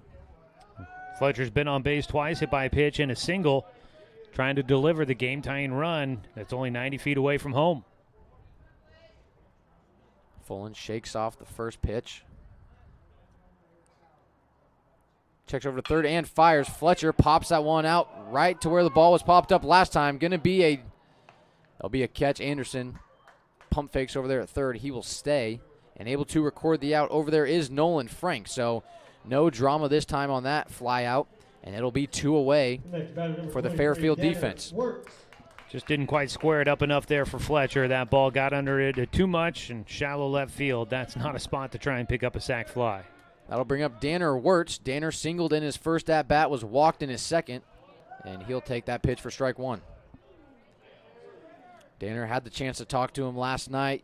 Funny kid, known him for a while, and good to see him be able to have an impressive night. As that ball's ripped up the middle. That's going to get through. 1 run scores, and here comes the second runner. That will get in at home. Danner is going to be thrown out at second as he tries to get the defense looking, but not before he brings in 2 runs. It'll be 4-3 Docs, as it was Christian Corba and Logan Anderson. Corba was at second. He came steaming around third base. He was able to make it home, and Danner gets caught trying to get to second base. So the Docs will take a 4-3 lead into the 6th inning here at Champion Car Wash Field. You're watching Doc Stewart's Baseball on 541 Radio and on The Score, 92.3 FM and 1490 AM. Roseburg Disposal, we're dedicated to meeting your garbage service needs. Started in 1932 by brothers Norm and Orville John, Roseburg Disposal continues to be owned and operated by the John family today, now in its 3rd generation. Providing residential and commercial garbage disposal and recycling, we serve the greater Roseburg area. Invested in our community, our company has participated in many community projects, both financially and through donated services. Committed to our customers and our community, Roseburg Disposal. Everest, K2, and now the Mountain by Mountain Mike's Pizza. The biggest pizza this side of the Rockies. The mountain-sized pizza is a massive 20 inches wide, delivering 20 slices and a mountain of toppings. Made with the freshest and finest ingredients. Dough made fresh daily with 100% whole milk mozzarella cheese and toppings to the edge. It's time to go big. Order yours now by using our mobile app. Back for the sixth inning here at Champion Car Wash Field. A big thank you to Carter Stedman for help with the play-by-play here tonight. He takes off for some of his internship duties, and so you've got me the rest of the way. My apologies.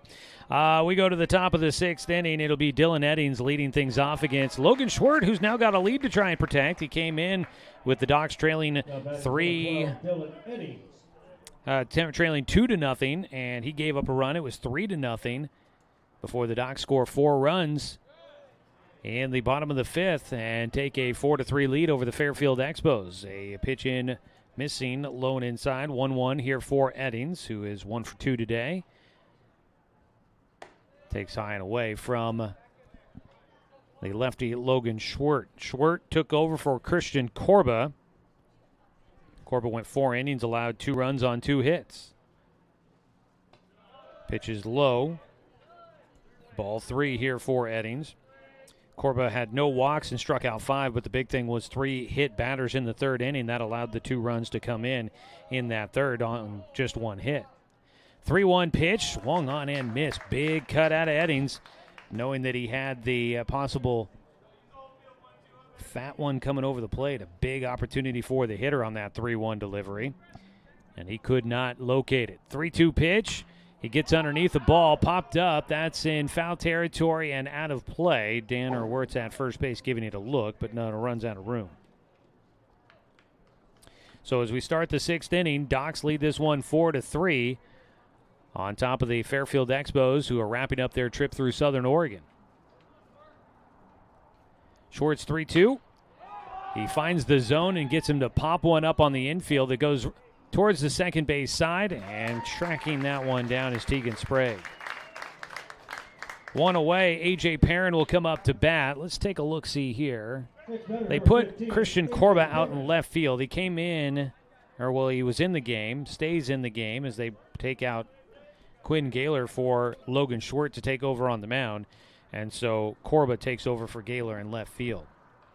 1 down, nobody on base. First pitch is elevated for Schwert. A 1-0 count to start for Perrin, who was 1 for 2 today. Had a single in the second.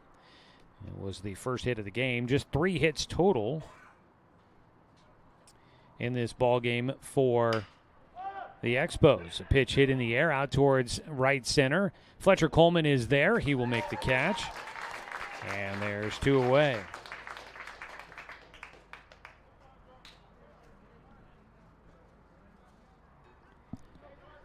Well, so far, Logan Schwartz been able to get the outs he needs. He's gotten 2 here in the 6th inning, and it'll be up to Royce Baker to try and change that. Baker is 0 for 2 in the game, reaching on a fielder's choice. That was almost a double play. He fouls off the first pitch. So Korba will get a no decision here tonight. Logan Schwert now is in position to possibly pick up a win. Jack Armstrong gets a no decision as well in his start, going 4 innings for the Expos. Over the plate, but elevated. Yep, elevated. 1-1 count.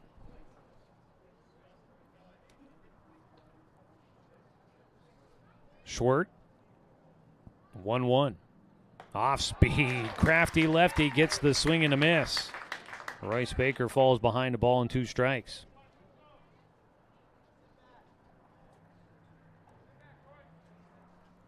One-two delivery. Schwert, off speed is outside. Couldn't get the hitter to chase one that was well away from the plate. 2 runs in the third for the Expos, 1 in the top of the 5th. The Docs take the lead with 4 runs in the bottom of the 5th inning. The 1-2 from Schwert fouled away.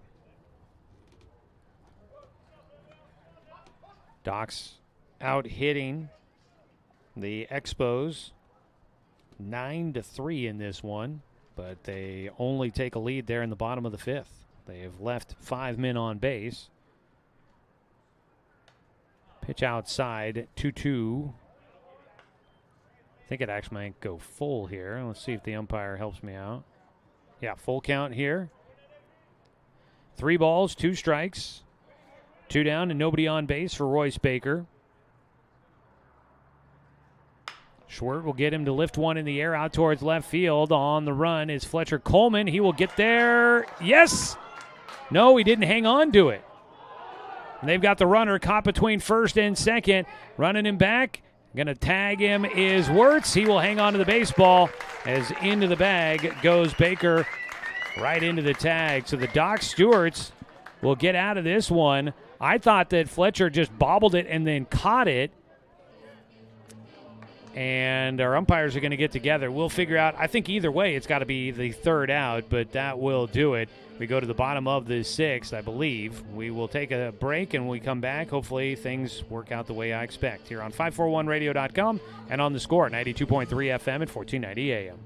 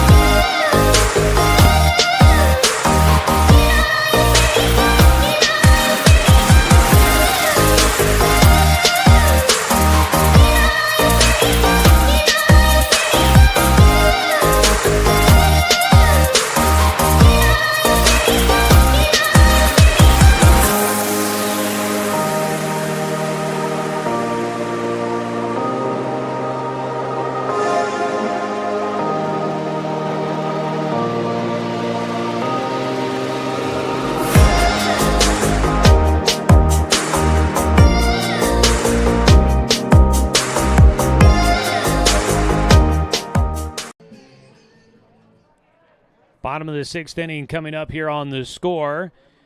Kind of confusing finish there to the top of the sixth inning, and I'm confused maybe a little on the complaints from the Expos side. They, I think, were unsure whether it was a catch or whether the ball got down, but either way, if it had gotten down, the runner's got to be on the bag and was tagged out trying to get back to first. If the ball was caught, it would have been an out, so kind of some confusion there to finish out the top of the sixth. Results in the final out after a base hit for Royce Baker. And so Doc Stewarts get out of it. They hang on to their one-run advantage. 4-3 our score right now. The 1-1 pitch to Amos Bowers is lifted out towards left field for a hit. A leadoff single for the Doc Stewarts as we start things here in the bottom of the sixth. They look to try and add some insurance runs on top by one. So Bowers gets on for the first time tonight. They'll bring in Hayden Thompson, who's back with the team as the courtesy runner at first. Thompson was away. I think he went to the College World Series. Might have been the case. He might have had an opportunity to go watch some college baseball. Pickoff throw to first, and Thompson back in safely. That hit by Bowers, the 10th in the ballgame for the Doc Stewarts. Easton Bachmeyer up to bat. He was showing a bunt as the pickoff throw was made to first.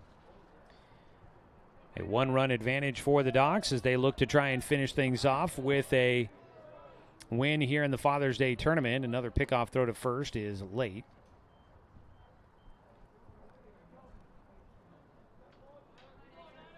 Bachmeyer is 0 for 2 in the game, has not seen a pitch yet. He does show the bunt.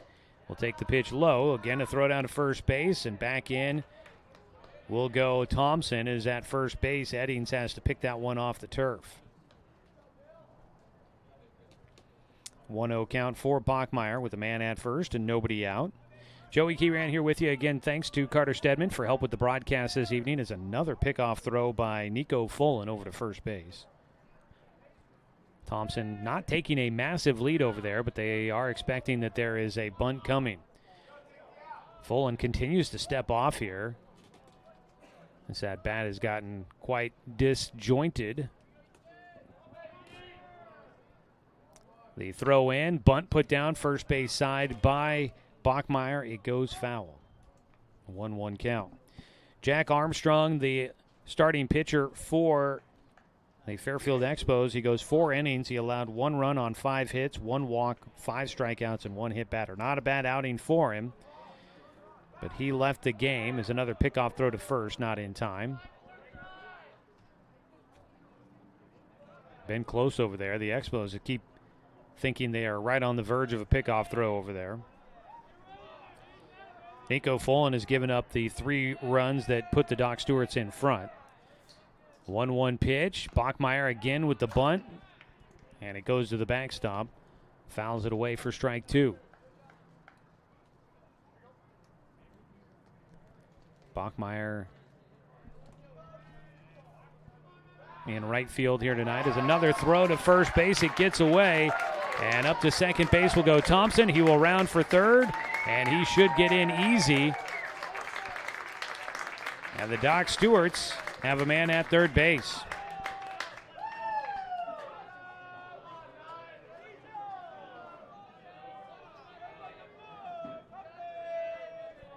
The ball getting away on the pickoff throw. That is always the danger of continually throwing that direction. It feels like sooner or later one is going to get by.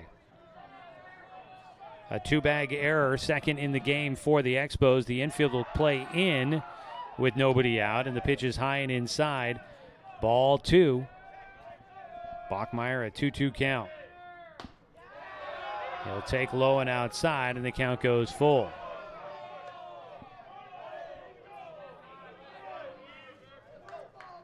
Three balls, 2 strikes. Bachmeyer will take high, ball 4. Bachmeyer does not know it's ball 4. So he heads on down to first after finally getting the message. That'll be a walk to Bachmeyer, his first time on base. Logan Schwert will bat. He had a base hit his last time up, an infield single, and we get a time call. They visit out to the mound for the Expos. This was the pickoff throw for those that are watching online at 541radio.com and on the 1490 The Score YouTube channel. This was the pickoff throw to first base that got away, and then the first baseman, Eddings, had to go over the top of Thompson to try to get to the ball. And it took everybody forever to get to that baseball. The right fielder had to come in and try to back up the play. Thompson had to tumble over the top of the runner, and just took forever to get to that baseball. Runners on the corners. It's going to still be Nico Folan after the mound visit. He's still on the bump with runners on the corners and nobody out. A moment out there on the mound for manager Brad Hansen to head out there to try and just calm everybody down. Schwert will stand in, and before the first pitch, Gibson steps in front of home to signal the infield what the plan will be with runners on the corners. They're playing back up the middle for a double play with nobody out. Schwert looking to bunt, and he fouls it off for strike 1. Logan Schwert hit .391 during the spring season with South Umpqua, but it was limited action. He was 9 for 23 on the season. The 0-1 pitch to him, not showing a bunt. He slaps at it and fouls it away for strike 2. Had 9 RBIs for the Lancers on their run to a 3A baseball state championship. The 0-2 pitch from Folan outside. A ball and 2 strikes. Doc Stewart's lead at 4-3 here in the bottom of the 6th inning, trying to add some insurance. They've got Hayden Thompson running at third for Amos Bowers, Easton Bachmeyer at first. The lefty Logan Schwert at the plate takes outside from the right-hander Nico Folan. 2-2 pitch. Swung on and missed. The runner takes off from first into second base. Feet first goes Bachmeyer. Stolen base for him. Strikeout at the plate for Schwert. That'll be the first strikeout for the reliever, Nico Folan. But the Docs do get the runner to move up 90 feet, so they've got 2 runners in scoring position. Top of the order coming up, Reagan Soper. First pitch high, ball 1. Soper had a single against Folan. He was the first man to see the new arm on the mound, and he singled to left field. He'll hit one towards center. This might be enough. Thompson at third, tagging. He will take off for home. No, he puts the brakes on late, and he should have gone. Ball got by. He would have scored. The Doc Stewarts with the runners at second and third still now with 2 down. I'm not sure if that was the plan all around for Hayden Thompson or if he made that decision to try and just deke the throw on his own. Felt like he had a good enough jump to try and test the arm and see if he could score, but I guess they didn't want to make the final out at home here in the 6th inning. Especially with the heart of their order coming up. First pitch, strike one to Tegan Sprague. 0-1 count. Off-speed pitch. Fullen misses outside, and Sprague takes for a 1-1 count. He is 0 for 2 in the game, a sac bunt in his last trip to the plate. Looking to swing away here for Tegan, the 1-1. He pokes it right side. That ball's going to carry enough out to the right fielder, Nelson, and that will finish off the 6th inning for the Doc Stewarts. They threaten, get a couple of runners into scoring position, but cannot find a way to bring them home. No runs on one hit. There was one error and 2 men left on base. We go to the 7th inning. The Expos are down to their final 3 outs, trailing by 1 here on 541radio.com and on the Score, 92.3 FM and 1490 AM. My wife and I moved to Oregon to raise a family, set our roots, and to have a lot of fun outdoors. We quickly realized that we needed a truck or a rig for the projects that we were doing in the backyard. When we were looking to find a place to finance our truck, we asked our patients, and everyone recommended Cascade Community Credit Union. It was so easy to work with Cascade. Everything was done via email, phone, and we didn't even need to go in. I can't wait to finish up the projects in the backyard, go on more adventures in our truck with our boys, and I look forward to working with Cascade again in the future. Successful companies have a very important secret. Good advertising works and makes them money. That's why your business should contact Lotus Media Group. Let us help you cash in with multimedia advertising. Multiple touches from Douglas County's only Google certified partner and most effective advertising platform. Web, broadcast, print. Make it happen. LotusMediaGroupLLC.com.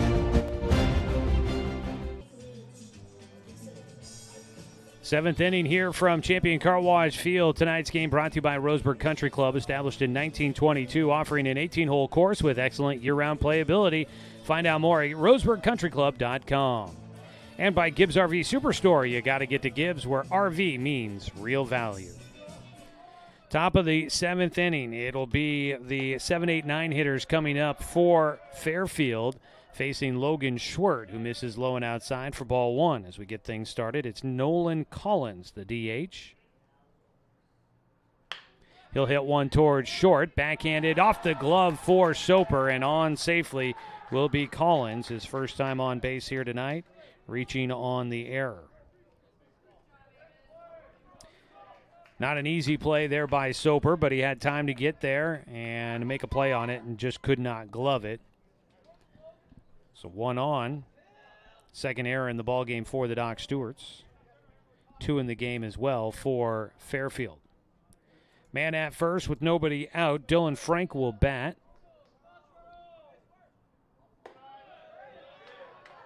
1-0 the count. And this is, I don't believe, is Frank. Couldn't tell if that was a 9 or a 3 on the back of his jersey. Taking low, it is Frank. Dylan Frank is 0 for 1 in the game, been hit by a pitch and struck out. First time facing off against Logan Stewart here with a man at first and nobody out. Out to the mound goes Logan Anderson to try and provide a little bit of reassurance for his pitcher. A little guidance out there from the fourth-year player to the first-year man. Little Logan to Logan action out there. That's a popular first name on the team this year. Logan Anderson, Logan Stewart, Logan Shipman now as well. The 2-0 pitch misses low for a 3-0 count. And the ball off the glove for Stewart, but he tracks it down quickly.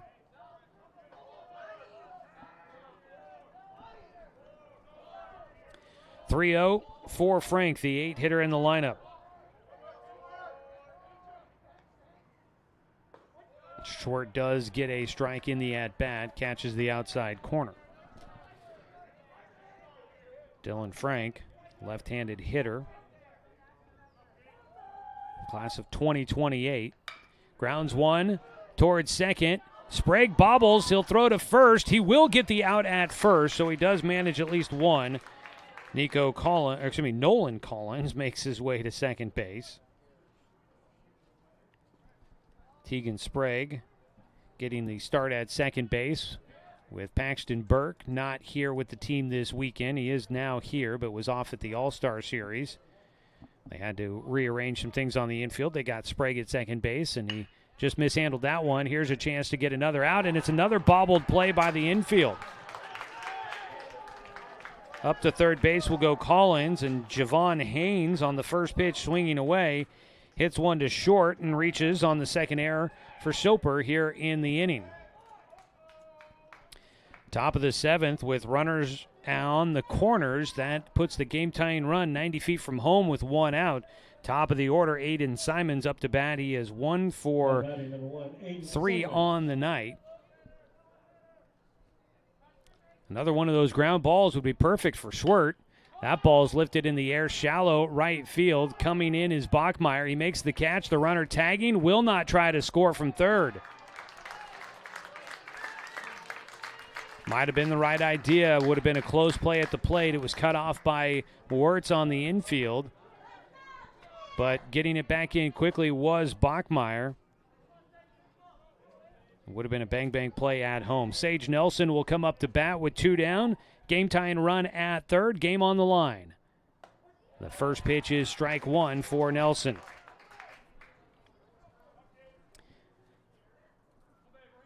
The 0-1 pitch here for Stewart. Outside. Stick around in the postgame show. We will name your Champion Car Wash Player of the Game. Make your car or truck shine like tonight's Player of the Game. Visit Champion Car Wash, where you can sparkle without the splurge.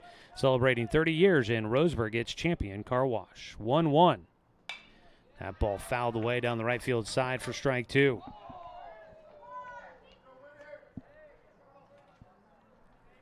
Down to their last strike here with the game-tying run at third. Logan Stewart trying to close it out. The 1-2 pitch.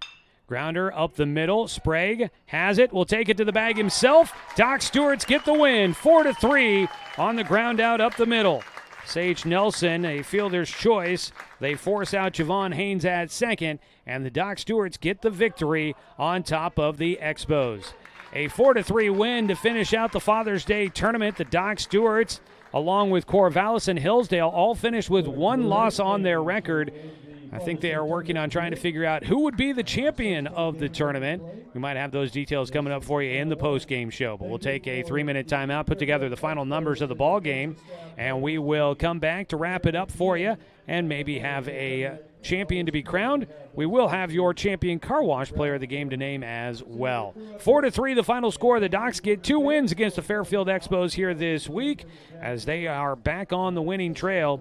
They go 4-1 here this week after starting out the season 0-5. Doc Stewarts are 4-6 on the year, and for the Fairfield Expos, they are now 17-13 on the season. We'll go ahead and take a 3-minute timeout. The post-game show up next here on 541radio.com and on the Score 92.3 FM and 1490 AM. When it comes to finances, it can be hard to know what's in your best interest. Experience the strength of advice at Palm Wealth Management. From education and estate planning to retirement and the unexpected, we can help. Call Palm Wealth Management today. My wife and I moved to Oregon to raise a family, set our roots, and to have a lot of fun outdoors. We quickly realized that we needed a truck or a rig for the projects that we were doing in the backyard. When we were looking to find a place to finance our truck, we asked our patients, and everyone recommended Cascade Community Credit Union. It was so easy to work with Cascade. Everything was done via email, phone, and we didn't even need to go in. I can't wait to finish up the projects in the backyard, go on more adventures in our truck with our boys, and I look forward to working with Cascade again in the future. We are Douglas County Farmers Co-op, but we're not just for farmers. We serve all residents of Douglas County because we are Douglas County. Stop by today for everything from a tank of gas to a bite to eat anytime you're hungry. Pick up something for yourself, your home, and those you care for.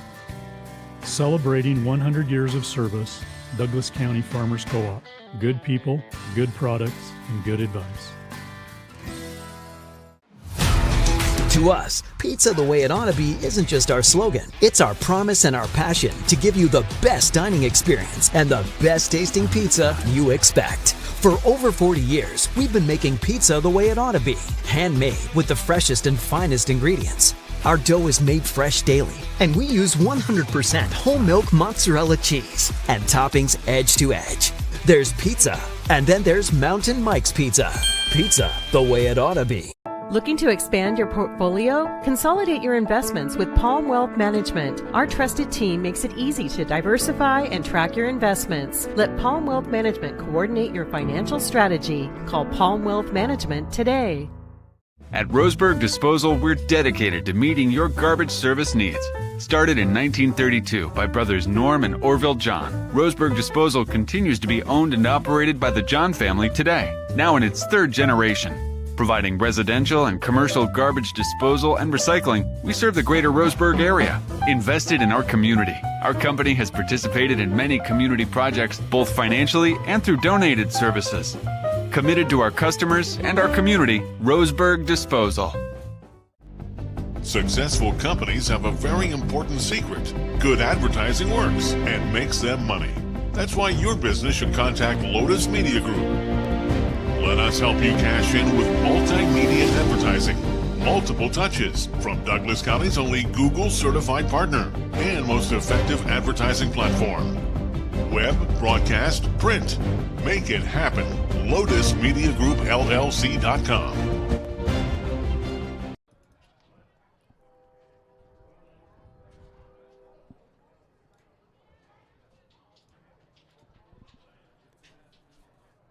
Well, the weekend tournament here at Champion Car Wash Field wraps up with your Roseburg Dr. Stewart's winning for a third time in the tourney. They go 3-1, 4-1 on the week. Well, starting on Wednesday, I guess you could say.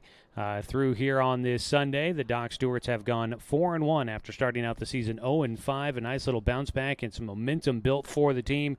The Doc Stewarts are now 4-6 on the season. The Expos of Fairfield are now 17-13 on the year. Final numbers in this one: 3 runs, 4 hits, 2 errors, and 6 men left on base for Fairfield. For the Docs, 4 runs on 10 hits, 3 errors, and 7 men left on base. The Expos struck first. They scored 2 runs in the third inning against Christian Corba. He hit 3 batters in that third inning, and the only hit in that frame, Dylan Eddings drives in 2 with a single with the bases loaded. The Expos would add a run in the 5th inning. That would come against Logan Schwert. He walked the leadoff man. A wild pitch put him into scoring position, and a sac fly by Sage Nelson would bring in Javon Haynes to make it 3-0 at the time. But the Doc Stewarts in the bottom of the 5th would get the leadoff man on. That was Logan Schwert, would reach on an infield single. They'd make a pitching change. Jack Armstrong would leave the game. Nico Folan would come in, and he ended up giving up 3 more runs. Or he would give up 3 runs. The 1 run to start out the inning would go to Armstrong's credit, although he was no longer pitching.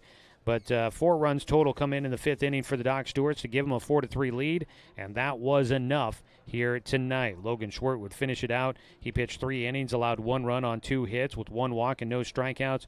Logan Schwert will get the win here tonight. He's the winning pitcher. A 1-0 record now on the season for Schwert as he picks up the victory, allowing just the 1 run on the 2 hits. Christian Corba, no decision after 4 innings. He pitched and he gave up 2 runs on 2 hits, no walks, and 5 strikeouts. Not a bad start for Corba. They make the move, and a nice job by Schwert to come out of the bullpen and keep the game in the Docs' favor.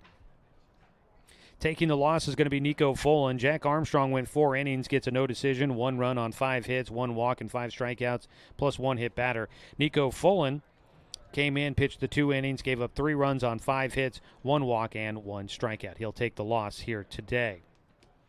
Doc Stewarts get the win. Nice way to finish out the weekend. Do have the explanation on the tiebreakers for the tournament champion. Docs were 3-1. They lost to Corvallis, but they beat Hillsdale. They had 18 runs allowed. Hillsdale was 3-1. They lost to the Docs. but they beat Corvallis. They allowed 24 runs. They played 5 games total. They went 4-1 in their games. Corvallis was 3-1. They lost to Hillsdale but beat the Docks, so the head-to-head went all the way around there. But Corvallis only gives up 17 runs total in the tournament, so Corvallis will win the tiebreaker based on the number of runs allowed in the game. So Corvallis will be the Father's Day tournament champions as they give up the fewest number of runs in the tournament, and they will take the title in a tiebreaker scenario there. That is what I've been informed of. I don't make up the rules, so if you have issues with it, you can let those people know. But I think it's a pretty fair breakdown of things there. A little uneven number of number of games played, an uneven number of teams in the tournament. They had a team drop out kind of late on them, so they finished with 7 teams in the tourney field, and that allows things to be a little awkward there with trying to figure out a true champion based off of head-to-head records and overall records. So they go to the runs allowed, and it is Corvallis that is the Father's Day tournament champions. Offensive numbers for Fairfield, they finished with 4 hits. One of them was Aiden Simons in the 5th inning. Sage Nelson was hit by a pitch, scored a run, also had a sac fly. Dylan Eddings had a base hit and drove in 2. He was 1 for 3. A.J. Perrin was 1 for 3 with a single. He had the first hit of the game. Royce Baker 1 for 3 with a single, also reached on a fielder's choice. Nolan Collins reached on an error. He was 0 for 3. Dylan Frank got hit by a pitch, scored a run, was 0 for 2. Javon Haynes got on base once on an error, also had a sac bunt and a walk in the game, scored a run as well. On the other side for the Doc Stewarts, Reagan Soper was 1 for 4 with a single and a run scored. Logan Anderson was 1 for 3 with a 2-run single, also scored a run. Christian Corba 2 for 3 in the game with a single and a double. He scored a run. Fletcher Coleman was 1 for 2, a single, also hit by a pitch, got on base twice. Danner Wirtz was 2 for 2 in the game. He had a single in the 2nd, walked in the 4th, and then had a 2-run single in the 5th as he picks up a couple of RBI.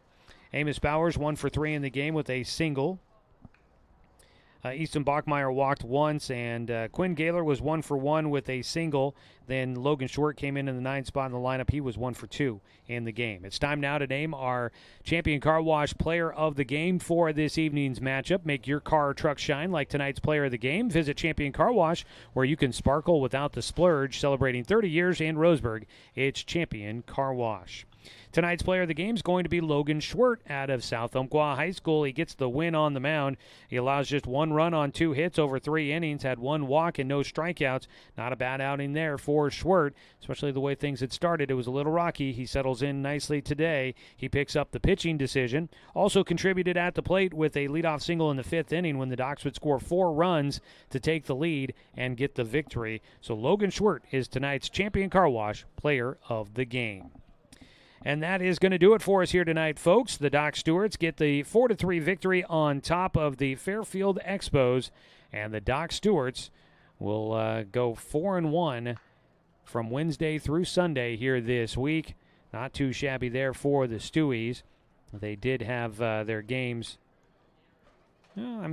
The last time starting Wednesday through today, they went 4-1. Prior to that, they've also played on Sunday last week against Eugene, and that was the last time they had lost a couple of games back-to-back. So really a nice rebound here this week in the tournament for the Docs. Hopefully that momentum carries forward as tomorrow they take on the Medford Mustangs in a league doubleheader down at Harry and David Field, where it's going to be a hot one.